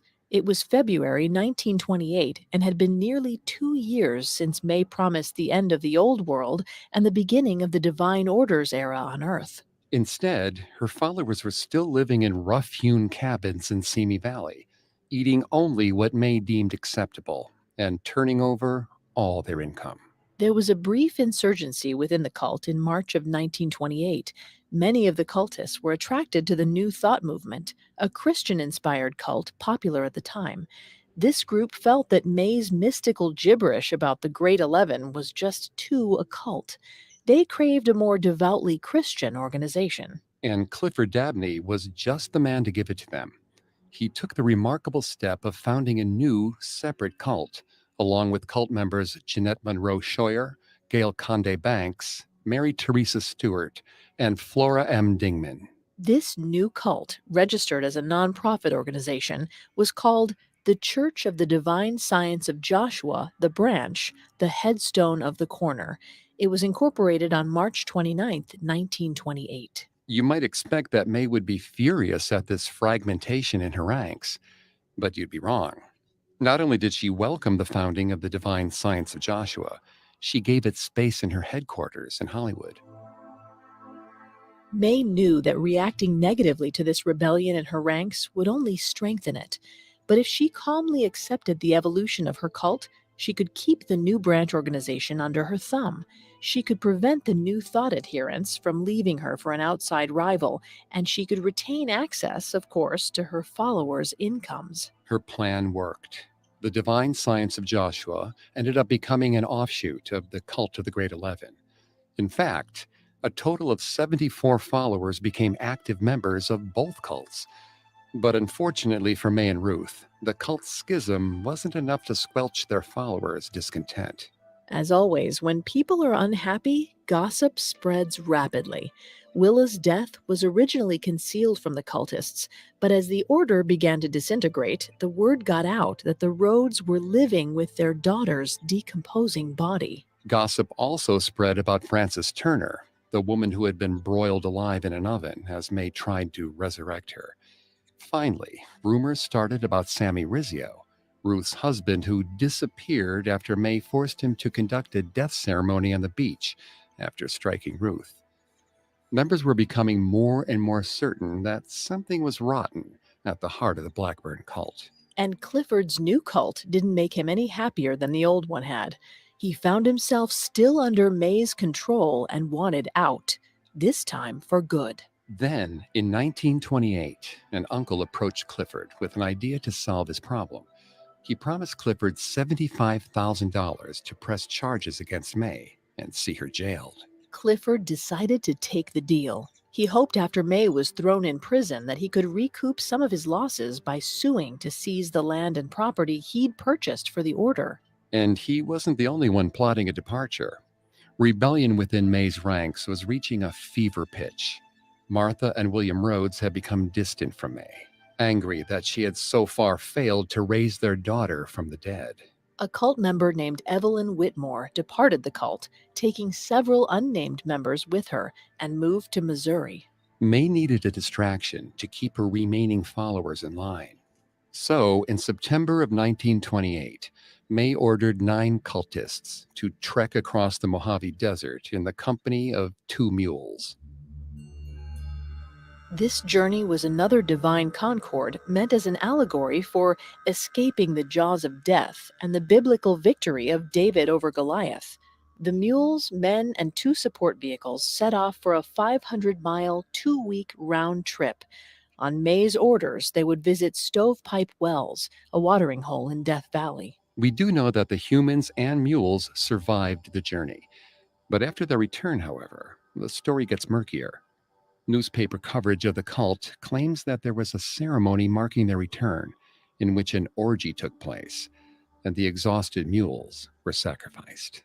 Granted, newspapers sold more copies when they sensationalized the cult boom, and May was a known germaphobe, so it's unlikely an orgy ever took place. But there's no official record on how the mules fared. The cult's activities remain bizarre and incomprehensible into 1929. That summer, May told William Rhodes to take a body-sized box up to Big Bear Lake and bury it. She ordered him not to look at what was inside, and fearing what would happen if he did, Rhodes obeyed. Clifford, on the other hand, was no longer afraid of May. He was angry, and he was finally ready to get even. In July 1929, he and Alice formally withdrew from the cult. It wasn't the first time they'd left the cult, but it was the first time they didn't let May pull them back in. Next, Dabney filed 5 separate civil lawsuits.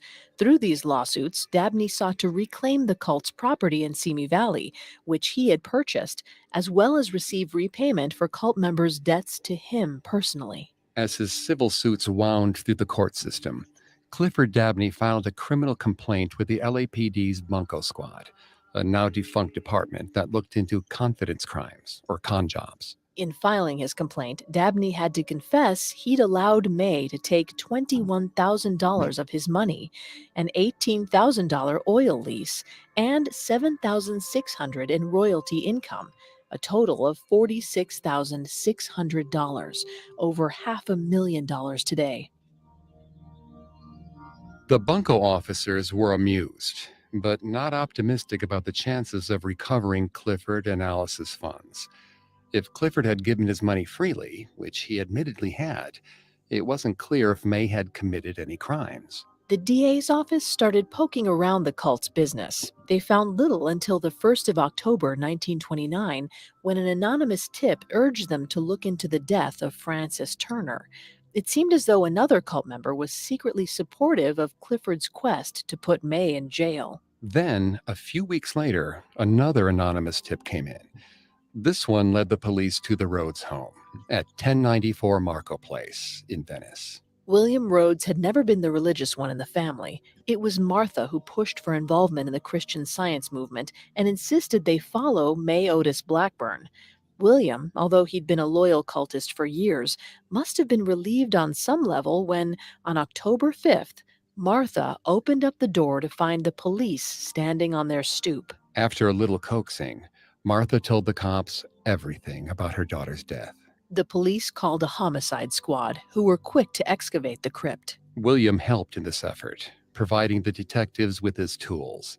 He was eager to be done with this grim saga, tired of living above a rotting corpse. The homicide detectives opened Willa's copper-lined casket to find it full of seawater, which seeped in through the damp soil of the cellar floor. But Willa wasn't rotting and fetid, as one might expect of a corpse so long dead. On the outside, at least, Martha's makeshift embalming ritual was still working remarkably well. The girl did not look quite lifelike, especially as damp and pale as she was. But she didn't look dead either. She looked like a porcelain doll. Word of the gruesome scene spread quickly. By the time the body was exhumed, reporters had gathered outside the cottage, trying to get a glimpse at the mummified corpse. Newspaper coverage of this disturbing incident created a frenzy of interest in the Blackburn cult's alleged crimes. Between Clifford's lawsuits and the Bunko Squad's criminal investigation, May was in real trouble. She retained an attorney. But all attorney Thomas Cochran could really do for his new client was advise her to turn herself in and cooperate with the law. On October 6, 1929, both May and Ruth did just that. Bail was set at $10,000 each. But from this point onward, the investigation stalled. largely because much as May's followers wanted to cooperate with the investigation, most of them were not terribly bright. William Rhodes tried to lead police to the body-sized box he buried at Big Bear Lake, but he couldn't find it. Ward Sitton Blackburn, May's husband, was also happy to cooperate, but he spent his interview ranting about inanities like traffic and rainwater collection. For the next several days, the only thing the investigation uncovered was an assortment of puppy bones. On October 16th, the DA's office dropped 3 charges against May and released Ruth entirely. But on December 4th, May was arraigned for 10 counts of grand theft. A week later, she pled not guilty on all 10 counts. May's trial began in January of 1930 and ran for 7 weeks. May's defense was twofold. First, that she had run a church, not a cult.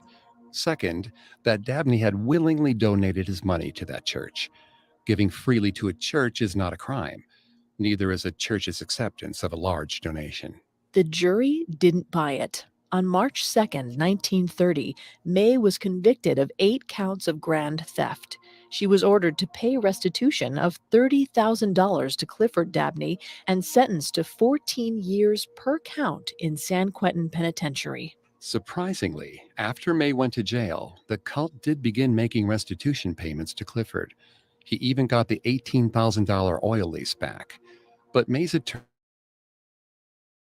Thomas Cochran, appealed May's conviction.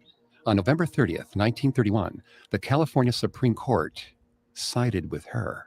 May went free. Nobody ever answered for the death of Francis Turner, the disappearance of Sammy Rizzio, or any of the other threats, kidnappings, cruelties, and disappearances associated with the Blackburn cult. But the damage was already done. The Divine Order of the Great 11 disintegrated after May's release.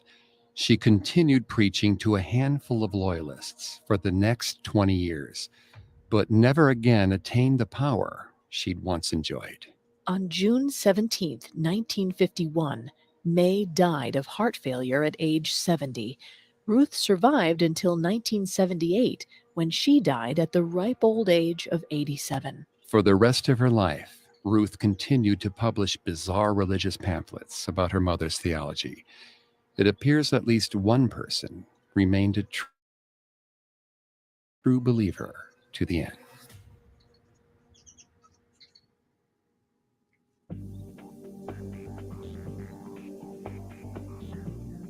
As we close out this episode, we want to give a special thanks to Samuel Fort, the author of Cult of the Great 11.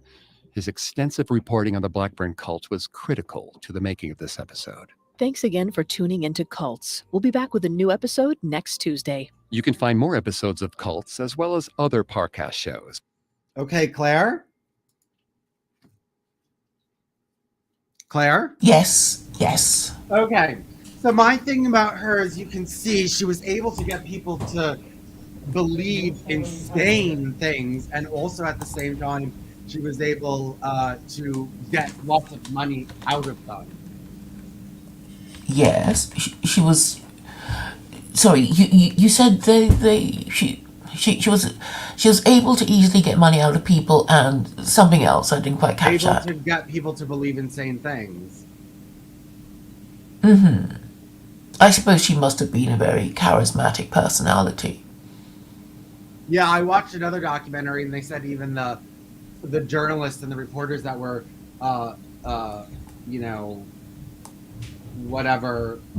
interviewing her felt like they were under hypnotism when they would talk to her. I just wonder if some people have some kind of genetic ability to manipulate people on a certain level. Well, I suppose you have to have the right manner and, have this, well, yeah, I guess you have to have a charismatic personality. And you have to hold yourself in a certain way, don't you? I mean, it takes years What do you think we're doing wrong?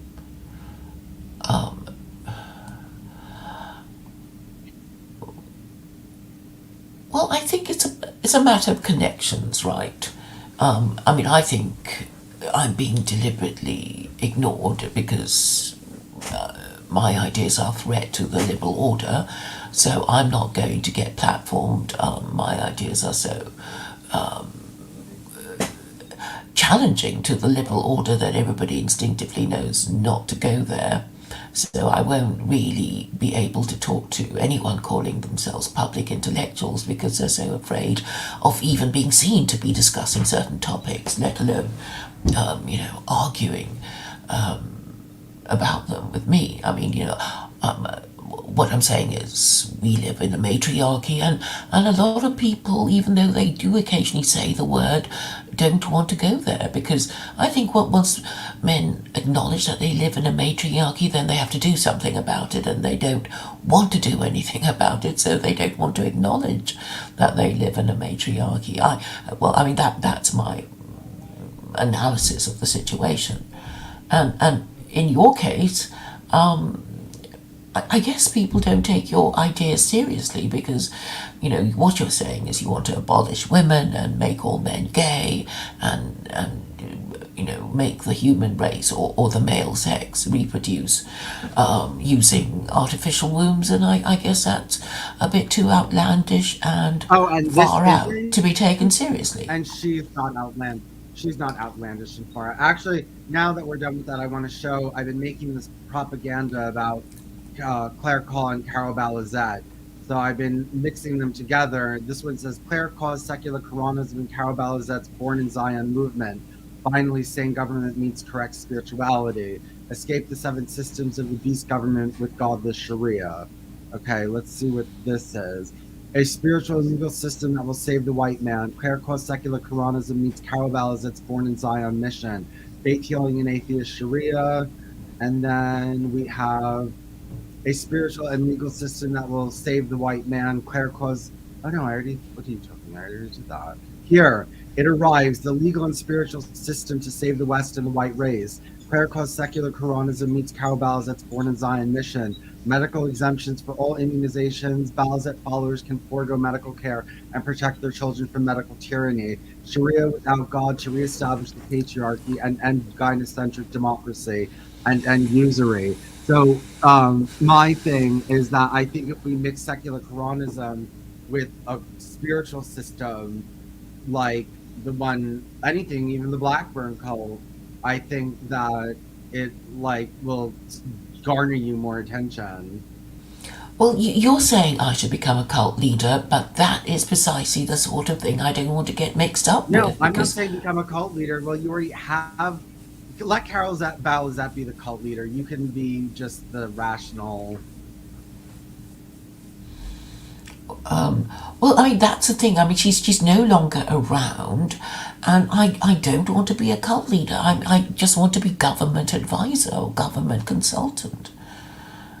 Because if I'm a cult leader, people will think, oh, we'll have to do something about her because she's starting a new religion, and that's going to be so scary. I mean, what I'm doing is saying, here's a big scary religion that you all hate and fear. I'm going to make it less scary and less hateful for you guys. Oh, actually, I was just thinking this. Secular Quranism doesn't need to be a baby step towards Islam. It can be a baby step towards Noahidism, because actually, if you think about it, divorcing Islam of all of its theology and all of its holidays and all of its practices and things like that, and just making it dry law, even though the law is not 100% Noahide compliant, you've gotten rid of most of the problems. You just need to get it. You need to get the idolatry sorted out, and the blasphemy sorted out, and the homosexuality sorted out. But it's actually a step toward Noahidism. Yes, I mean, I was saying that, when I was trying to get you to become a secular Quranist, I'm saying you can say later, after becoming a secular Quranist, that it wasn't hardline enough for you, and you're going to, on the fast track. You're going in the fast lane. I don't mind promoting it as like a step towards. Actually, it should be promoted as a way to get people out of Islam and into Noahidism. Actually, that's what I'm going to do. Okay. Okay. Does that mean you're a secular Quranist? No, I'm not. I'm not a Noahide either, but I'm promoting it. I'm actually just going to tell Muslims that if they need to escape Islam and they would like to come to Noahidism, this is an intermediate step. Right. Um, Well, I'm not going to tell them that. I'm going to, well, something like that. I'm going to tell them it's a psyop and that,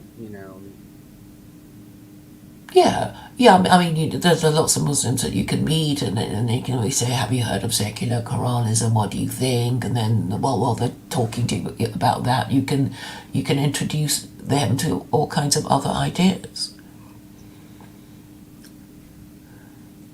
But I mean, they might already know about you, or they can look you up and see what you're up to, or ask each other what you might be up to. hmm But I think your problem is that you won't support anything sincerely. So even as you urge people to support secular Quranism or no-hide laws, they know you're not serious. You're doing it as a form of malign encouragement, and therefore you won't get the seriousness. I mean, you won't be taken seriously. That is a problem, isn't it? I mean, people say Okay, to me, look, if this woman could get someone to ignore their own medical complications from pregnancy and die, then I can get people to believe that if we can't get artificial wombs working, then we'll use surrogacy. I mean, okay, the it's already but built you in. will have to change your manner, and you'll have to stop being so camp in order to do all those things. I mean, your whole manner, how you carry yourself. You might even have to take a wife and have Oh children to show God, that you're well, yeah. oh God, Claire, don't even mention that. Well, that's the thing. I mean, it's not that easy. I mean, you know, in the olden days that you're not even expected to be leader until you're in your 50s, so that your children will have grown up. And then your people will know what kind of children you have, and if you have really bad children, they're not going to make you their leader. I mean, that was the whole point of leaders being in their 50s. It's like, yes, you've seen a bit of the world, you found somebody to marry you, you've managed not to get yourself divorced, and your children are not a disgrace to you. And then they might think, oh, maybe they're okay to be the leader of our country. I mean, that was the whole point of patriarchy. Because the way that patriarchy chooses its leader is based on, has this man, and it's got to be this man who's going to be our alpha male leader. What's his wife like? What are his children like? And if he's not even married, we're not even going to think about, making him our leader. And this is a kind of filtering process that we no longer have.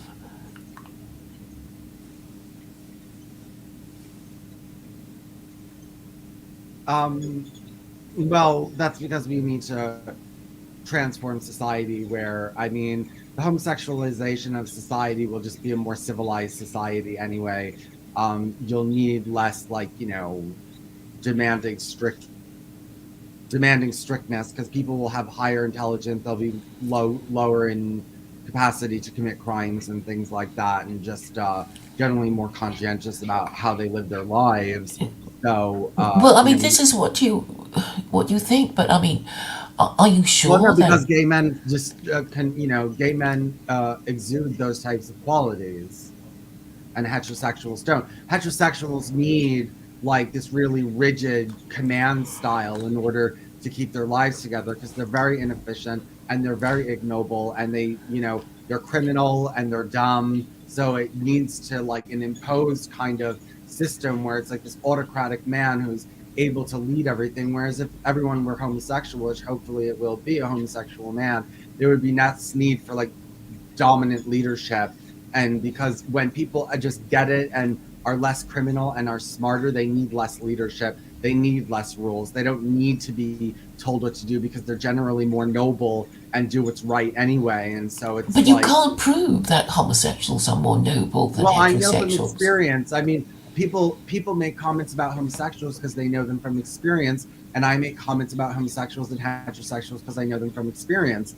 And so that's no different than saying, well, I just like homosexuals because of I've noticed that they act like this, and this.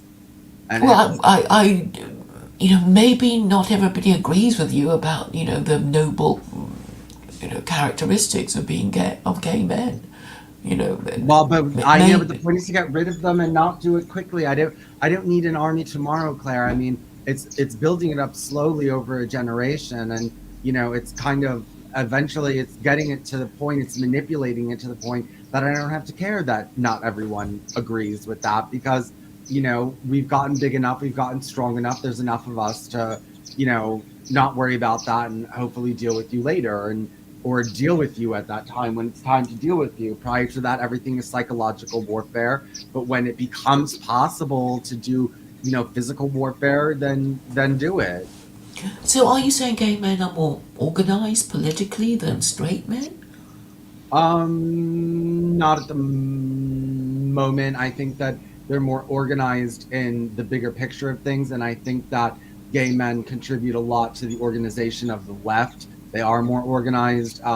They are able to integrate large systems and design large systems better than heterosexuals are, and I think that the left really, really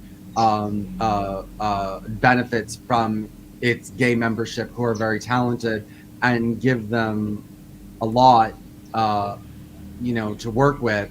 And I What are think these systems you say they've just created? organizational systems, whenever just coming when it comes to being organized, whether it's to running an office or maintaining a website or getting a campaign running, just if you want someone organized to do it good, get a homosexual to do it for you. You know what I mean? Instead of the Jew.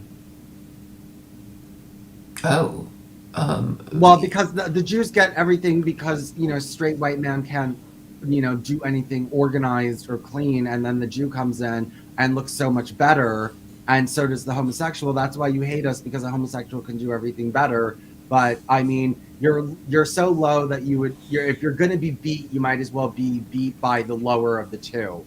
If we're going to be beat, we might as well be beat by Jews than if we're going to be beat by uh, homosexuals, because I mean you want it. Look, you don't want things to be too good for you, and the Jew will make it a little bit better, too good for you, but the homosexual will make it like really too good for you.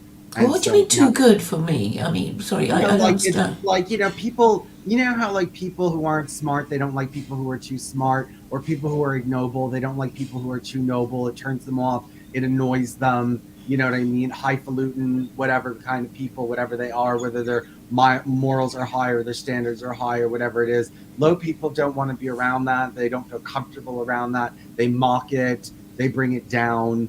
And if you are looking as a white Gentile man and you say, well, I can't accomplish anything myself, it's either a Jew or a homosexual that I need to get me somewhere, well, then I'm going to select the Jew. It's not even get me somewhere. It's who am I going to be a servant to? Like, who am I going to hire to do all my thinking and all my planning and strategizing and, things like that. If I might as well be, dealing with someone who's taking advantage of me and harming me, because at least he's a criminal, and criminals, I can work with a criminal. I don't want to work with a more noble, nice, giving, generous homosexual that I don't have to fight with, and I don't have to worry about. That's what you want. You want lowness. It's like trailer park people, trailer trash want trailer trash. They want the fighting, the screaming, the alcoholism, the drug use, the problem. No, I don't care about promiscuity, but how trailer park, promiscuity is, and that leads to jealousy. And then people are on like Jerry Springer. Like, people like being on Jerry Springer. Okay, like that's that. Those are heterosexuals. They like being on Jerry Springer, and they want to be on Jerry Springer. They don't want to be on, like, I don't want to say Oprah, because I wouldn't want to say homosexuals are like Oprah, but something a little bit bigger and better than that, a little bit better than Jerry Springer. So, but Jerry Springer was a Jew, and he can do it better than the Gentile white man can. So let him, Right. So you're saying let the Jew do it. you're saying what Oprah is more high status than Jerry Springer? Well, yeah, of course she is. She's boring, and gays aren't boring. But yes, Oprah is higher status than Jerry Springer. Yes. And what would be high status than Oprah? Well, I mean, more classy, more respected, more watched, more has more money, made more money, more endorsements, gets involved in like is involved with celebrities more, who has more friends, who has more clout. Oprah is definitely many steps above Jerry Springer. Is there anyone above Oprah? I don't know. I'm just, I'm just using her as an example, but you seem to find it hard to understand that Oprah is a bigger celebrity than Jerry Springer, and I find that odd, Claire. Well, I suppose if you're working class, you wouldn't, and you're not a celeb, then you wouldn't be even thinking of being on Oprah. And if you're, trailer trash, then, and you want a bit of publicity, then of course you'd go for Jerry Springer because he would be interested in people like you. In trailer trash. Well, that's what I said. Yes, no, but that's my point is that the heterosexuals, yes, they prefer Jerry Springer over. I don't want to say Oprah. I would like to say someone that's, Oprah's cheesy, something good. I can't think of something good, but a TV show that's a lot better, classier. They're not going to want that. That's like they don't want what the homosexual has to offer. You know what I mean? But they'll take what the Jew has to offer because it's trashy. It's trash. It's garbage, and they're garbage, and they like garbage. So you're saying what the Jew offers is garbage, but I mean Jerry Springer didn't start his show because he was Jewish. I guess he just got the idea that No, he look. Jerry Springer did trash better than anyone else. He was the king of trash, and whenever you have white Gentile men, and there's one Jew amongst them, the Jew is going to become the best amongst them because most Jews are better than most white Gentile men, and they will do it best. And so part of it was Jewish. He was the best of the best, and part of that I think can be contributed to the fact that he's Jewish. He has an outside perspective, and he's just a little bit more intellectual and put together than the Christian derived white man is. And but the homosexual could make it better, but more classy and nice and clean, and maybe not so based in low class garbage. And but who wants that? do you have a gay man doing his own TV show? No, I don't think that there is, and I think that still has, you know, I don't know. I don't think people would want to watch a gay man. I don't think that the average person is evolved enough to want to watch a gay man on TV. I think that they would prefer something stupid. I think Have you heard of Graham Norton? No, but there's no real famous. I mean, there's newscasters. There's newscasters who are gay that are really famous. Like, what's his name? What's the one with the white hair? Not Andy. The one with the white hair, and he's attractive and he's gay.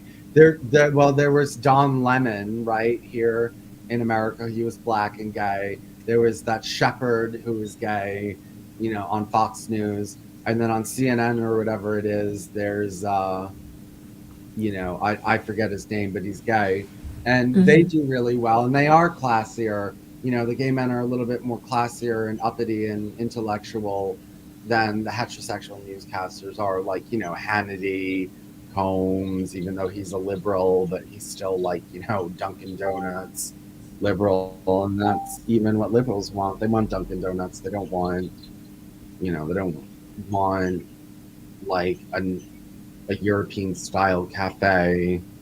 Maybe liberals do want that. But what do you mean by Dunkin' Donuts? You mean what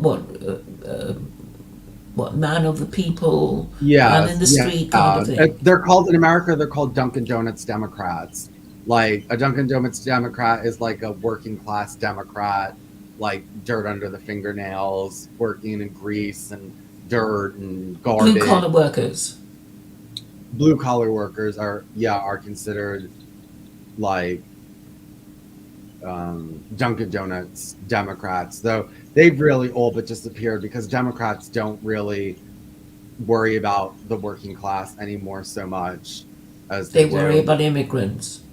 Well, they worry whose about votes they want to attract, and they also worry about, like, I understand worrying about changing culture and making things more equal and good for everybody, but it can get to the point where that's so overwhelming, and it's overwhelming meat and potato issues that, and also for things that are like, we have gay marriage now. Gay men are treated much better than they were. I'm not going to say there's no homophobia. I would never say that, but and that, not that we should not stop fighting to change culture, but we can focus on that a little bit less. And the trans movement, I mean, there's certain things I agree with, but it's being portrayed in a negative, bad way, and that way we're going to lose power that way. I mean, it's just, we're going to lose power. Who would you say is the most powerful gay man in America? Oh, I don't know. I have no idea. Oh. Maybe, I don't know. I don't know who the most powerful gay man in America is. I wouldn't have a clue, but yeah, and I was talking to John Vance last night, and on the topic of homosexuality and gay. On your stream? Yeah, on my stream, I talked to John Vance. You can see it's the one before this one, but we were talking about oh God, I forgot what we were talking about. Oh, we were talking about why white right-wing men will never be free of homosexuals, because to a certain degree they all tolerate it. They all tolerate them because it's always, I don't like homosexuals, but there's a few I like. I just don't like the really gay, effeminate gay ones, but the masculine ones I like. And oh, well, my brother is gay, and oh, if you do it in private, I don't care. And you're never gonna, because it's not black and white. And that's the thing with, fine, you don't want to be black and white ever, then live in gray. Don't tell me you dislike gray and then you accept things and you tolerate things and you make exceptions and exemptions and things like that. Don't tell me. That's ridiculous. But that's what they're into. Especially even with like having women in the groups. They're all like, no women. There's always women in the groups, and then all they do is sit there and complain about women being in the groups, but they don't get them out of the groups, and I don't want them out of the groups. But they always accept these things, and then they're always burdened with it. You know what I mean? They always make the exemption, and then they make the exception. Their Latino friend, their Black friend, their Asian friend, their Muslim friend that they're cool with, and who they break bread with, and now they're compromised because they have a friend who's on the opposite side, and then they're going to be like, well, and then they start in with like, I would get rid of like 90% of mudbloods, but like 10% are okay, and it's always like this sifting process, and it's like never 100% total genocide or anything like that. It's always leave a remnant behind to come back and get revenge. And that's like the straight white man's way, is to go in and screw with someone but not permanently injure them, just poke at the tiger. That's what you're supposed to do. You're supposed to hurt the tiger but not kill it, so it can come back after you and bite you. And that's the straight white man's way of doing things, and that's why he'll never really have any comfort in his life, and will always be hunted down by other people, including his own women, who he treats like shit. I mean, and then he treats the woman like shit, and then after that is unable to stop her feminism and just lets her become, and then she wants revenge. I want revenge. Everyone wants revenge. I would never think of not getting revenge. And that's like, straight white men are like, revenge is a female trait. That's not a man's trait. That's not a white man's trait. Well, so what did? Well, then if you're not trying to take revenge, you won't believe other people are taking revenge or getting revenge, and you'll just be blind to it. And good for you. Let Darwinism take place and let you just die out because you're idiots. So what else did you and John discuss? We discussed Carol Balizet and alternative medicine, and basically he doesn't go as far as Carol Balizet. He said he's a globe Earth skeptic. He's skeptical of certain aspects of medicine. We talked about how in the alt-right, not only are there problems with no flat Earth believers, but there's people who don't believe in viruses now, people who don't believe that I heard recently they don't believe nuclear weapons are real. This type of thinking, this conspiratorial thinking against science, against the very foundations of science, is I don't want to say it's taking over, but it's poisoning. It's poisoning because it's making, as usual, white right wing men are making themselves look like shit, and nobody would want to be associated with them, and they would drive out the best of their members, and Yeah, people. because they're so stupid and degenerate. Yeah, and so no intelligent, even a person like, I've given up on them. I'm a person who cares about the white race and is interested in preserving it and stuff like that. But these people are so dumb. I've lost any concern for them. I've lost any like for them. I've lost any hope in them, and just dropped out. Who's also kind of like that and complains about that is oh god, Marshall Lore. He Mm-hmm. feels like there's no Chris Caskie, who wrote War Against Goyim, the War Against Goyim, Chris Caskie, and he just seems to be as well as just disappointed because he's a little bit more intellectual. He wrote a book. He documents he documents Judaism and what it's done to other people, and he's more intellectual. I've done casts with him, and it's not a single joke. It's not a single troll. It's just straight information. And you know, Chris Kasky is not someone you want to lose, but they lost him. You know what I mean? They lost him. Sorry, who did they lose? Chris Kasky, Marshall Lore. Okay, I know martial law. Wait, he's a New Zealander. Yeah, he's from New Zealand. He wrote The War Against Goyim. Mm-hmm. Chris Kasky, Marshall Lore. But yeah, Mm-hmm. they lost him, and they deserve to lose him. And I don't think they care that they lost him, and I'm sure they're glad they lost him because they are very anti-intellectual, and I'm sure none of them have read his book. And people say writing is gay. I don't know if you've seen that like anywhere, but I've been told writing is gay, and I've been told that I write so much because I'm gay, and straight men don't write, they don't read. Um, Hmm. you know what I mean? That It's very sad. Yes, and I don't know why they're pushing this culture of anything. And even if you're just joking, eventually jokes become reality. And also, like, the thing is, if you're joking like that, some people are in your movement are gonna not read and not write because They don't they like doing it anyway. well, they don't like doing it anyway, but like they also it's based. I mean, if everyone's like if every person who writes I don't read or write and they get like 50 comments of based, like eventually someone's not going to read and write because it's not part of the culture, and the culture actually, even if you're just making fun, which is not real, they are serious.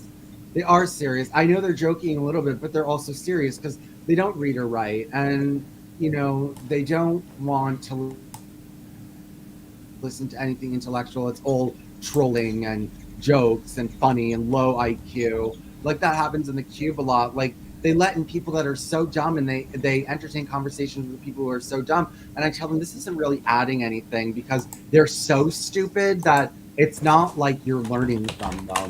And to me that's just annoying, but to them it's entertainment. And actually they prefer it. I mean, I think they prefer when I don't spend too much time in there because I do elevate the conversation, out of just like FAGNIGGER, you know what I mean? Like, Mm-hmm. and they don't like that much. They tolerate me a little bit because maybe they're a little bit weird, and they're open to like weird ideas and stuff a little bit. But they can't take it for too long because it tires them out or something. Yes. Mm-hmm. Yeah, it tires out their brain. Hold on one second.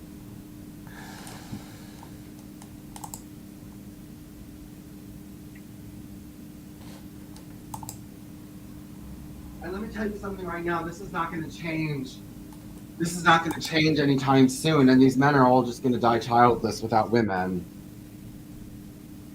Yeah, and they're not even looking, you see, and nobody's even telling them to look. So yeah, it's sad, and nobody, I guess nobody wants to take a position of leadership, of moral leadership.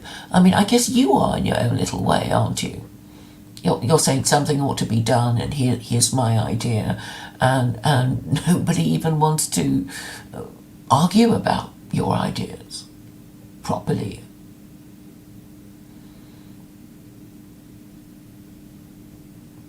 But isn't the problem,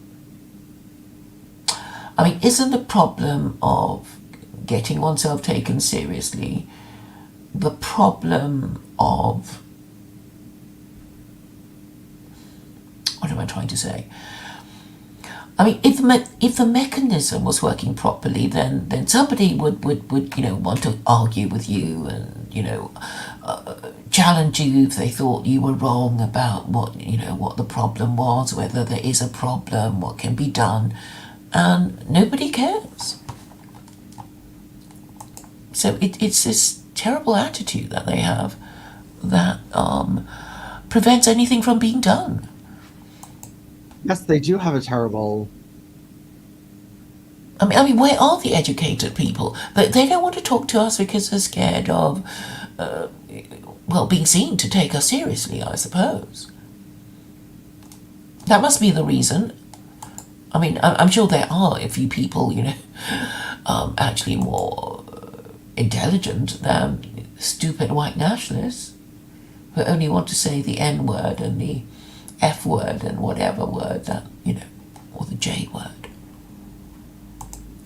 Yeah, and that's what they all want to do, unfortunately, and there's nothing else really going on ever, and they don't want anything else to go on, and they don't like if someone tries to make something else go on, and that rocks their boat, and you can tell that they don't want to evolve because it doesn't matter how much information you put into their system, they just revert back to these very simplistic, not even arguments. They don't even strengthen their arguments. Their whole thing is not arguing and just saying, oh, if you, or like, not, a leftist wants to make a cogent argument and actually kind of like prove their point. And these people think it's gay to like prove your point, right? You're just supposed to be like, I know what's best, or I'm, I use my autism to dissect the universe and stuff like that. And I know part of it is joking, but joking, part of it isn't joking, part of it really is real, and they really do mean it. But also the joking becomes reality, because if you never fight back with a cogent message, you're gonna become dull, and you're gonna become dumb, and you're not gonna learn how to fight out an argument, and you're not gonna learn what the other side is saying or anything like that. And so yeah, I mean, I really don't know what to do, to be honest, because there's like nothing, there's no way of influencing them in a positive way. They're incorrigible, right? Incorrigible is the word. Yes, but I'm thinking of people outside that group, because I guess if you have if you have an idea, if you have a solution, you have to take it to the top, and then the person at the top will either say yes or no, and if he says yes, he's going to adopt it. So I mean, this is the purpose of hierarchy, isn't it? So you know where to go. You go to the top man with your brilliant idea to solve the problem or whatever. But the thing is, nobody is really in charge. That's the problem. I assume, I mean, okay, I know that there are clever people around, but they're just wasting time. They're not taking anything seriously either.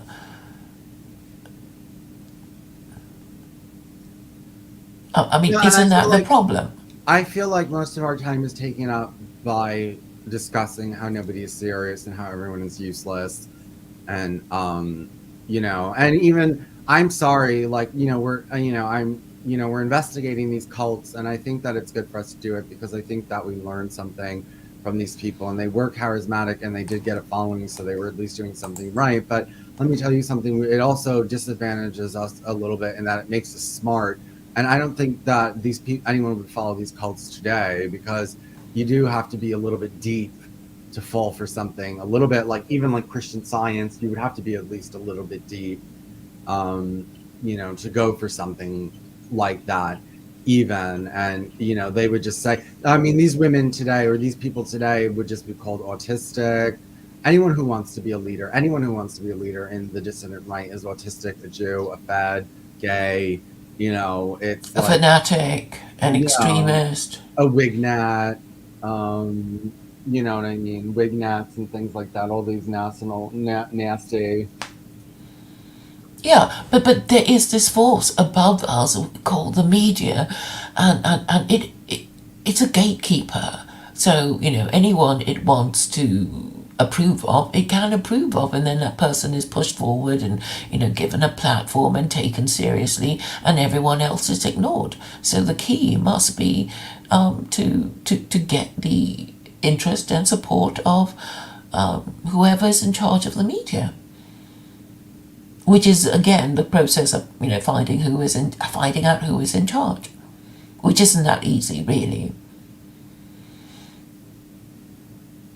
So I guess the difference, I mean, actually, these cult leaders were okay. They made up a religion, and some people found their religion attractive and followed it and were prepared to give them their money and sacrifice their lives, whatever. But if you have a morally apathetic populace, they just wouldn't be interested. It's like, no, I'm not interested in your silly cult. I'd rather sit at home and post shit online or play computer games. And they wouldn't be interested in going out of their way to serve any leader, whether they're a cult or not. So maybe the problem we have is that we have too many options, too many stay-at-home options that are more comfortable and cheaper, and yeah, that's I think what the problem is. But the solution is still getting oneself platformed. And somebody is clearly in a position to say yes or no to us. Yeah, but this is my thing with you, Claire, and I say that these women didn't have anyone platforming them either, and they were able to be very successful. And I think you blame everything on the media and a blackout of you.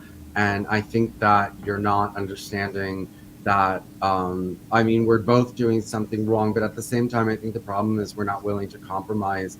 In that these women, these people were successful because they were irrational and peddled nonsense. And there are more people who listen to nonsense than there are people who listen to sense. And actually, there's very few people who listen to sense. And so I told you, you have to mix your secular Quranism with Carol Balizet. And you have to sell them dreams, right? That what you're saying is you have to offer them a future that they want. yeah, but it has to be nonsense and irrational. Blackburn offered a future that people wanted with money and gold, but it was just totally irrational and stupid. But she was addressing some spiritual vacuum in these people, that they wanted something to believe in, and I suppose the attraction of cult leaders is that the cult leader will actually acknowledge your presence and say your name and know your story and, sit down and have a talk to you. Right? I mean, that I think is the main appeal of a tribal cult leader. The group is small enough for people to get the attention that they crave. While, as always, the emperor is far away. Or the president in DC is far away. People just want somebody that, lives in their community, that they want the equivalent of a tribal leader in a village. That's what they want. And they're prepared to pay a lot of money and give up a lot of stuff just to have this feeling, as you can tell from cults. Because I mean, the whole thing about a cult is like everybody knows everybody, and everybody's sort of like a comrade and knows each other's business, and that's what these cult members want, right? Yes. Well, yes, but I mean the regiment, the regimentary system. I think in the British Army, it's based on this sort of feeling that okay, the army is too big, so you divide it into little groups of people. So these men in their special group in the Air Force or the Army or whatever feel that they're just not one tooth in this huge machinery, that they are that they're part of a little wheel, perhaps that will give them identity, and that might work towards them fighting harder for their country or something. Are you familiar with the idea of the regiment system? no, I'm not. But I mean, it makes sense and stuff like that. But I mean, this woman absolutely abused her cult members, and they stayed with her. Would you like to say which was the worst example of her abuse? Well, just making them hand over all their money and then live in poverty and frozen cold conditions, and build her temple and stuff like that. Oh, temple! I missed that, I'm afraid. Yeah, she had. Did they actually temple. build? So a temple was built for her? Yes. Oh, I'd love to see a picture of that. Well, But I think, I think people associate suffering with the prospect of gain. Maybe that's it. It's like, oh, I suffer. That means my reward will be great when I finally get it. And maybe all of us kind of have this unconscious, bizarre, assumption that if we work hard, our industry is going to work, pay off eventually. If we suffer, there will be pleasure at the end, that sort of thing. Even though it's not always true. Well, I think that most people, I don't know, do you think that okay, we know not everyone most people in this cult were educated, it said, and wealthy. Do you think that these people are stupid, or do you think that she had some form of magnetic power? Well, you said that she had a charismatic personality, and the journalist who interviewed her said so. So I suppose they were kind of under her spell because of a charismatic personality. And once they want to believe in whatever she was offering, and she was nice to them, I think that the spell is cast, isn't it?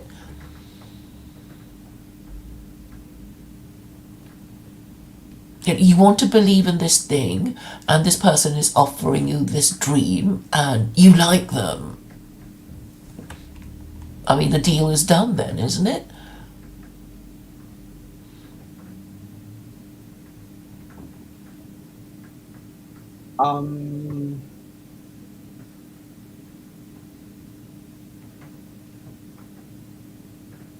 It's hard to believe that these people were that stupid. I read somewhere about, I forget. I mean, I think there's a psychological term for it. It may come to me if I tell you the story. And this is Waco, and the psychology book I was reading was talking about before this person decides to join the cult. They're skeptical. They'll look a few. They'll do a bit of research, and then once they decide to join, they're kind of committed. And I guess as for the Waco people, once they got on that plane to Guatemala, they were committed. And once they're committed, they're not going to be looking for reasons to get out. It's like, well, we're on the plane. Oh, we're already in Guatemala. It's not going to be easy to go back to America because we've sold our property and given the proceeds to Jim Jones. It's sort of one thing after the other. It's like they've committed. It would be very hard to turn back time and go back to the position they were in before they committed themselves. So they have to keep going. Otherwise they'll feel really stupid, right? Yeah. And their pride will stop them from admitting that they made utter fools of themselves. Yes. And I mean, we've both heard the expression, pride is a deadly sin. And it will stop us from seeing the truth and recognizing logic and do all kinds of things we know we're not supposed to do to keep our pride. That's gross that you're doing that out of pride. You're screwing yourself over out of pride. I know so many people who say, I'd rather die. I'd rather die. And the unspoken half of the sentence is that admit I'm wrong after all these years of believing the nonsense I believed in, And of course, if you're telling a people that their religion is wrong, you're not just saying that their religion is wrong, or their parents' religion, or their grandparents. It's like the whole thing. Going back, hundreds of years, over a millennium, I should say. And I guess it's too much for them to cope with.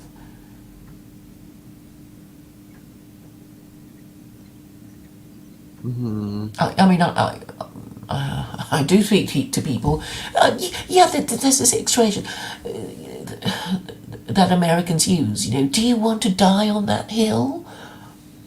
And obviously there are lots of people who are prepared to, metaphorically anyway, die on their particular hill of something that is regarded as of no consequence to other people.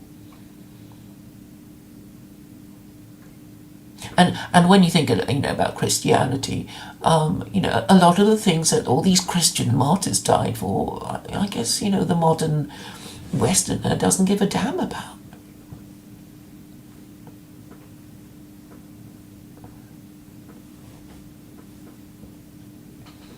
But yeah, I think there are these psychological factors, and even talking to people, quite intelligent people who are even university lecturers, they come up with really quite astounding nonsense.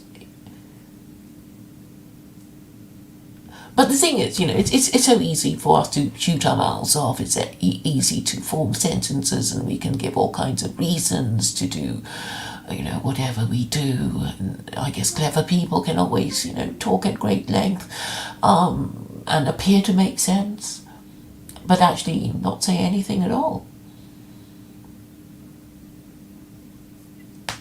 But I think, if what you want to do is to be taken seriously, your problem is the fact that you openly admit that you are doing what is called malign encouragement.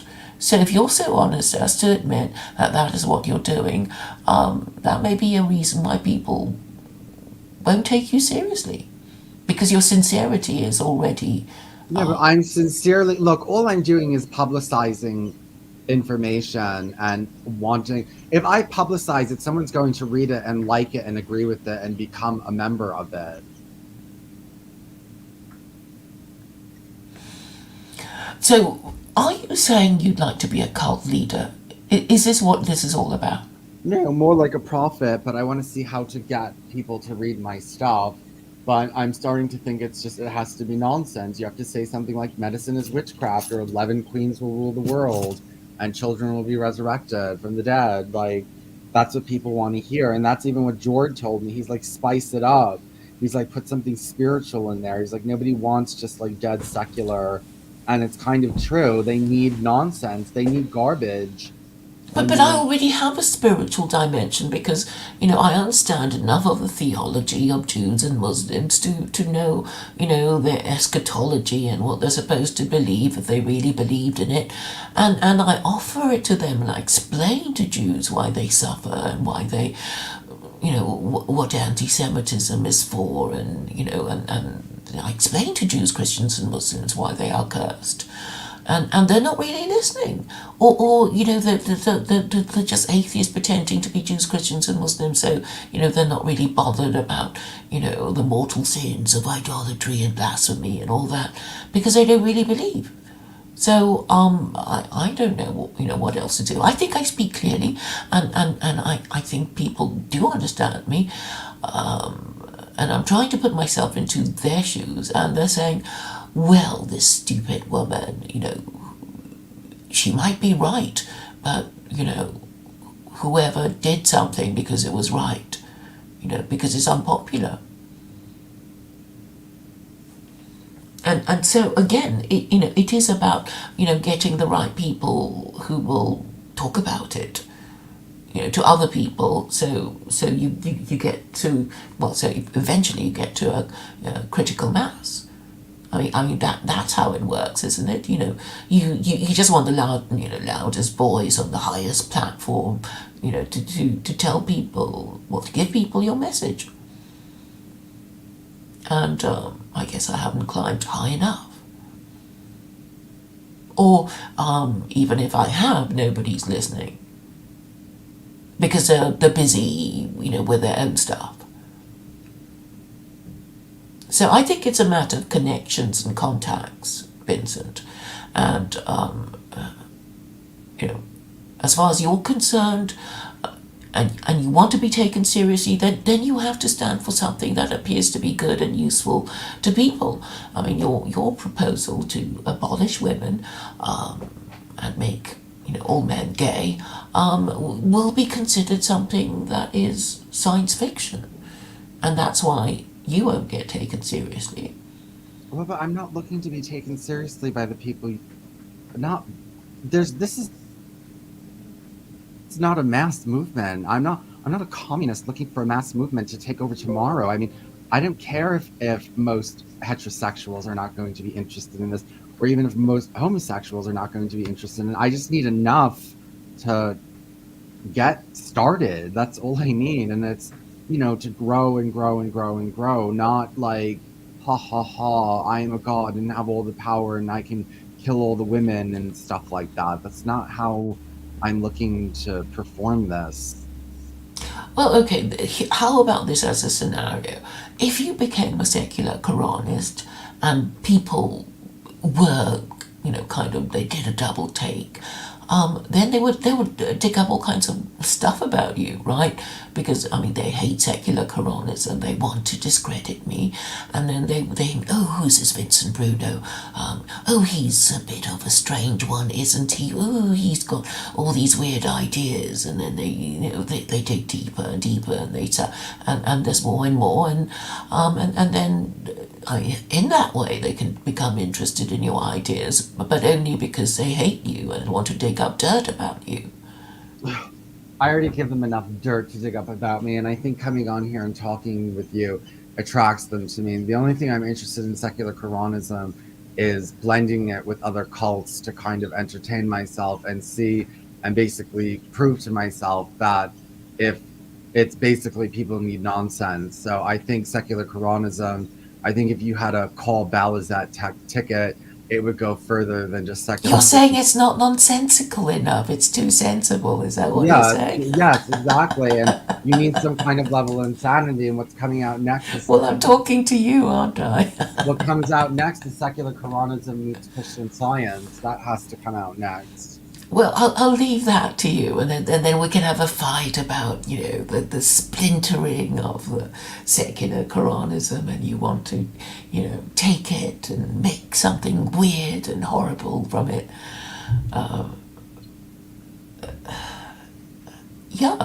Or you could be sensible and say, I'm a secular Quranist protecting gay people in America, to make sure that their rights will be protected and blah, blah. I think you might get more traction if you were being sensible, if you became more sensible. But because your ideas are so outlandish, they can't do it. I mean, and then they just use like Edward Martin. He just uses you to try and discredit me. He calls you Green Day, and just Why weird does he stuff. call me Green Day? I don't. I think it's some person Green or Day is a American. band. It's a band. Yeah, yeah. I'm not really sure. I did ask him, and I've forgotten the answer. But I think he does suffer from senile dementia because he never. Okay, I'll give him credit for responding to every single bloody post on Facebook that I make, and it's all it's all nonsense anyway. And I say I leave all his comments up so that his doctor, when he finally goes to his doctor about his senile dementia, will see the progress of his senile dementia. So I allow him to insult me and make threats. But he does use your stuff and pretends that you are me. So I think it's actually a very useful pairing in that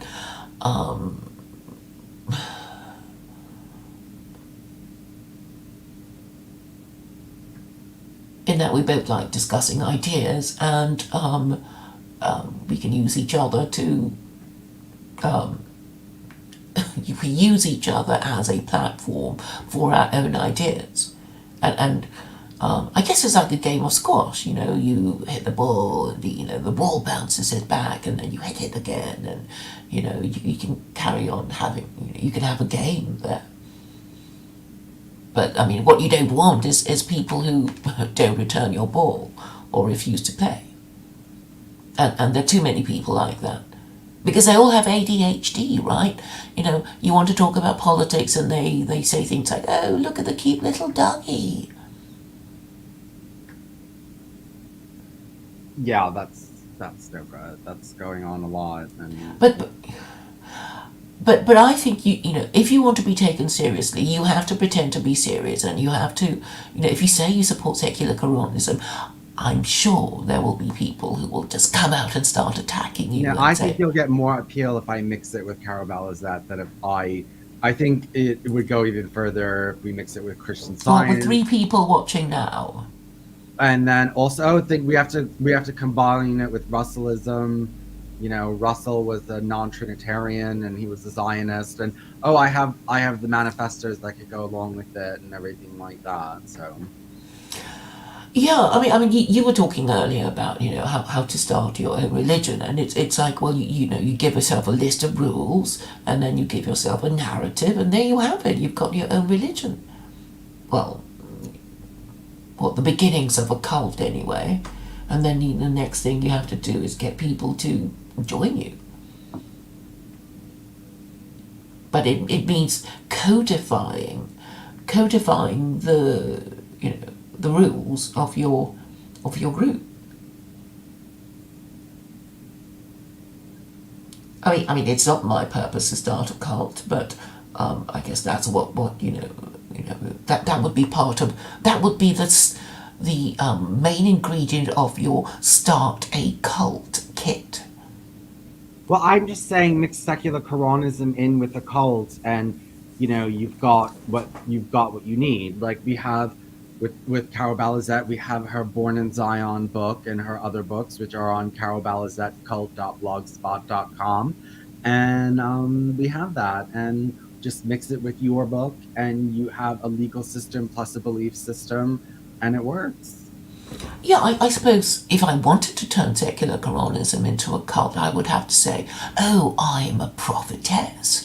I am the incarnation." This is what Jen Sharf was doing, right? She was saying that she was the incarnation of what was the name? I know, yeah, I know, Vivekananda, not Vivekananda, but anyway, So I think that's what I might have to do. Claim to be the incarnation of Maimonides.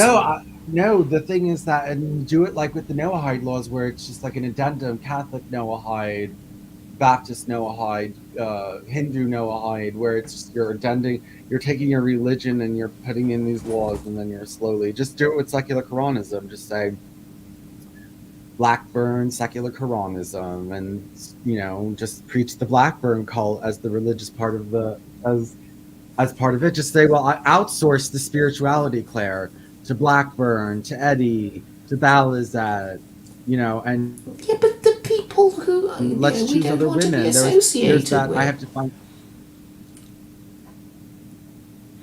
It'll get you attention. I think okay, if I really wanted to turn myself into a cult, I would just have to say, oh, I have this vision. I know how to prevent World War III, and this is what you have to do.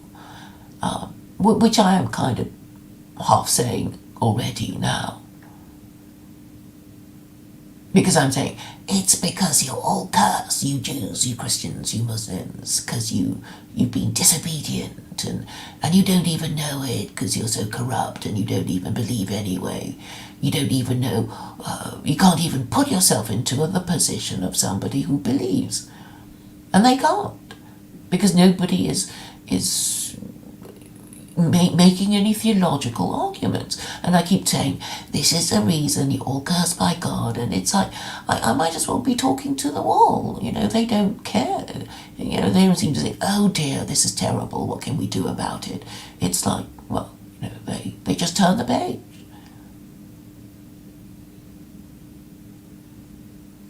I mean, that's a problem. Their apathy is a problem. It's just the inability to make them feel any emotion or any sense of urgency. I mean, if you ask them, like, do you want to get blown up in World War III? They'll probably say yes. They are that hopeless. We can't wait for it. We wished it had happened yesterday. It will probably be their response.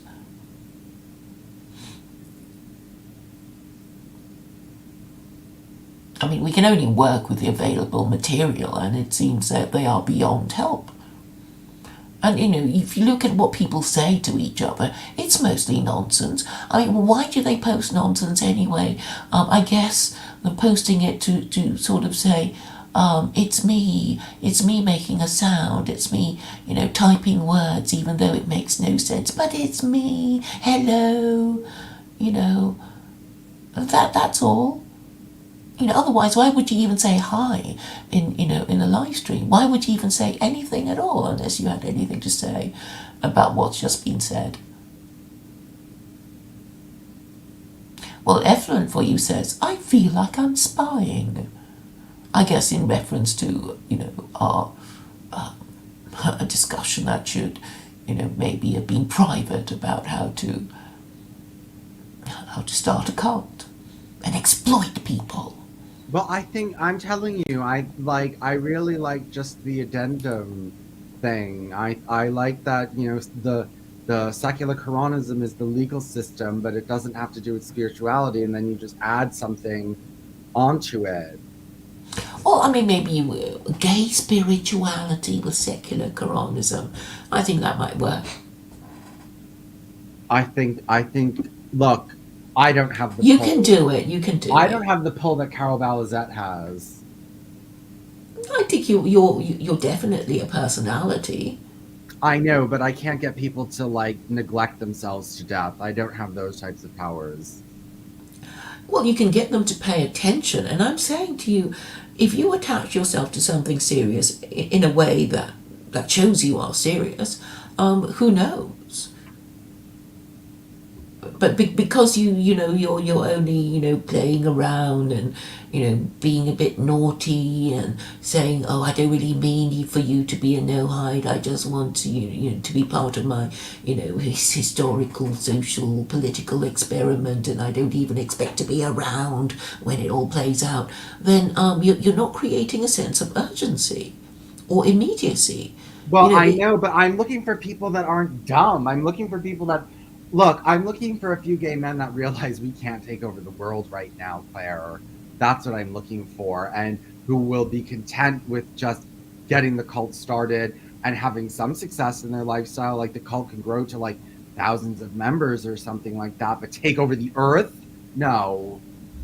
Okay, but you'd have to be the cult leader, right? I mean, you want to be a cult leader. I don't want to be a cult leader. I'm happy just to be the person who created the system. And you can be the cult leader for gay secular Quranists. What's wrong with that? I look. The best you're gonna And get then you out can of say, me. I'll protect you from the horrible secular Quranism, but I'm a secular Quranist, and we have to promote our interpretation of secular Quranism, but we'll protect people like us from, horrible people who probably want to, you know, stone us. So you could start your branch, but you have to, you have to read the Quran, and you have to talk about it in a serious way and come to the attention of people who think you're crazy, and say, no, I'm not crazy anymore. I want, I'm actually promoting an idea that I want to happen in my lifetime. You could say that. No, no, Claire, I don't have the ability to disingenuously promote something and hide my true feelings and promote something I don't believe in. I mean, I don't have that ability. I mean, surely you want to protect gay people. I mean, if secular Quran came into being, you'd want to say, oh, I know this Claire Core. She's been my streaming partner for so long, and I know what she's like, and I know how to protect you from her, or something like that. Oh, they're in Telegram. Should we go see what they're talking about in Telegram? Oh, okay. Hold on, they're having a at the Cube. Are they talking about us? Oh, I don't think I can. Oh no, I can't play that because. Oh, can I? Wait, hold on. Yeah, we can join. Yeah, hold on.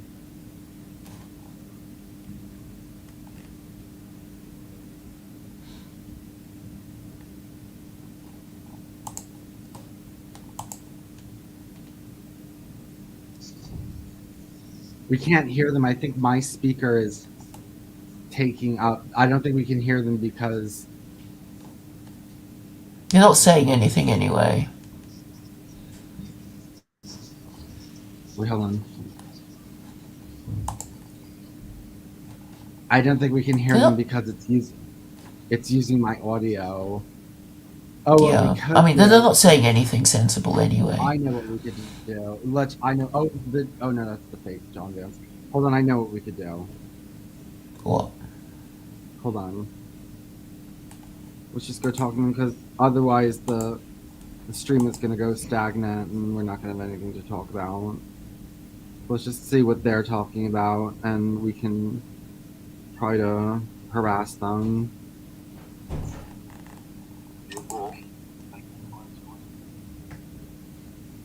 You're muted, by the way. Okay, what do I value? Yeah, you're talking about how. Never mind. No, they're not saying anything interesting anyway. No, they never yeah. say anything. They never say anything of value. No. But really, I mean, if I were giving you advice in a sincere way, I would say that you have to attach yourself to something serious, and secular Quranism is serious, and you don't have to stay with it forever. But I think okay, you don't know, and I guess I don't really know what the reaction is going to be if you started announcing yourself as a gay secular Quranist.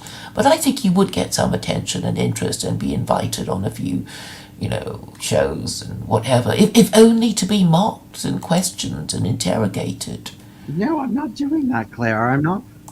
The only thing I would promote secular Quranism for is an intermediary between Islam and Noahidism. That's all it's good for. It's like. Yeah. I mean, But I'm not going to promote. I'm not for going to. me. I'm just going to say if you're Muslim and you would like to move towards Noahidism, then use secular Quranism. Yeah. I'm not imposing any conditions, but I'm saying, secular Quranism is meant to be serious. So because your ideas are so extreme and outlandish, people don't take you seriously because of that. But if you attach yourself to something that is, obviously political, then people might engage. That's all I'm saying. I mean, I think that's your problem, really. You know, people not taking you seriously because your ideas are so outlandish. Abolish women, make everybody gay. You know, that would be your problem, I think. Anyway, Claire, I have to go. Well, thank you for inviting me. Yeah, Um, did you like the Blackburn cult? Yeah, I liked, the sort of sexy female voice, talking dramatically about, what happened and all that. So that was a good way of introducing it to people, instead of reading a Wikipedia entry, right? Yeah. So yeah, that was fun. All right, I'll talk to you later. Okay, thank Bye. you. Bye.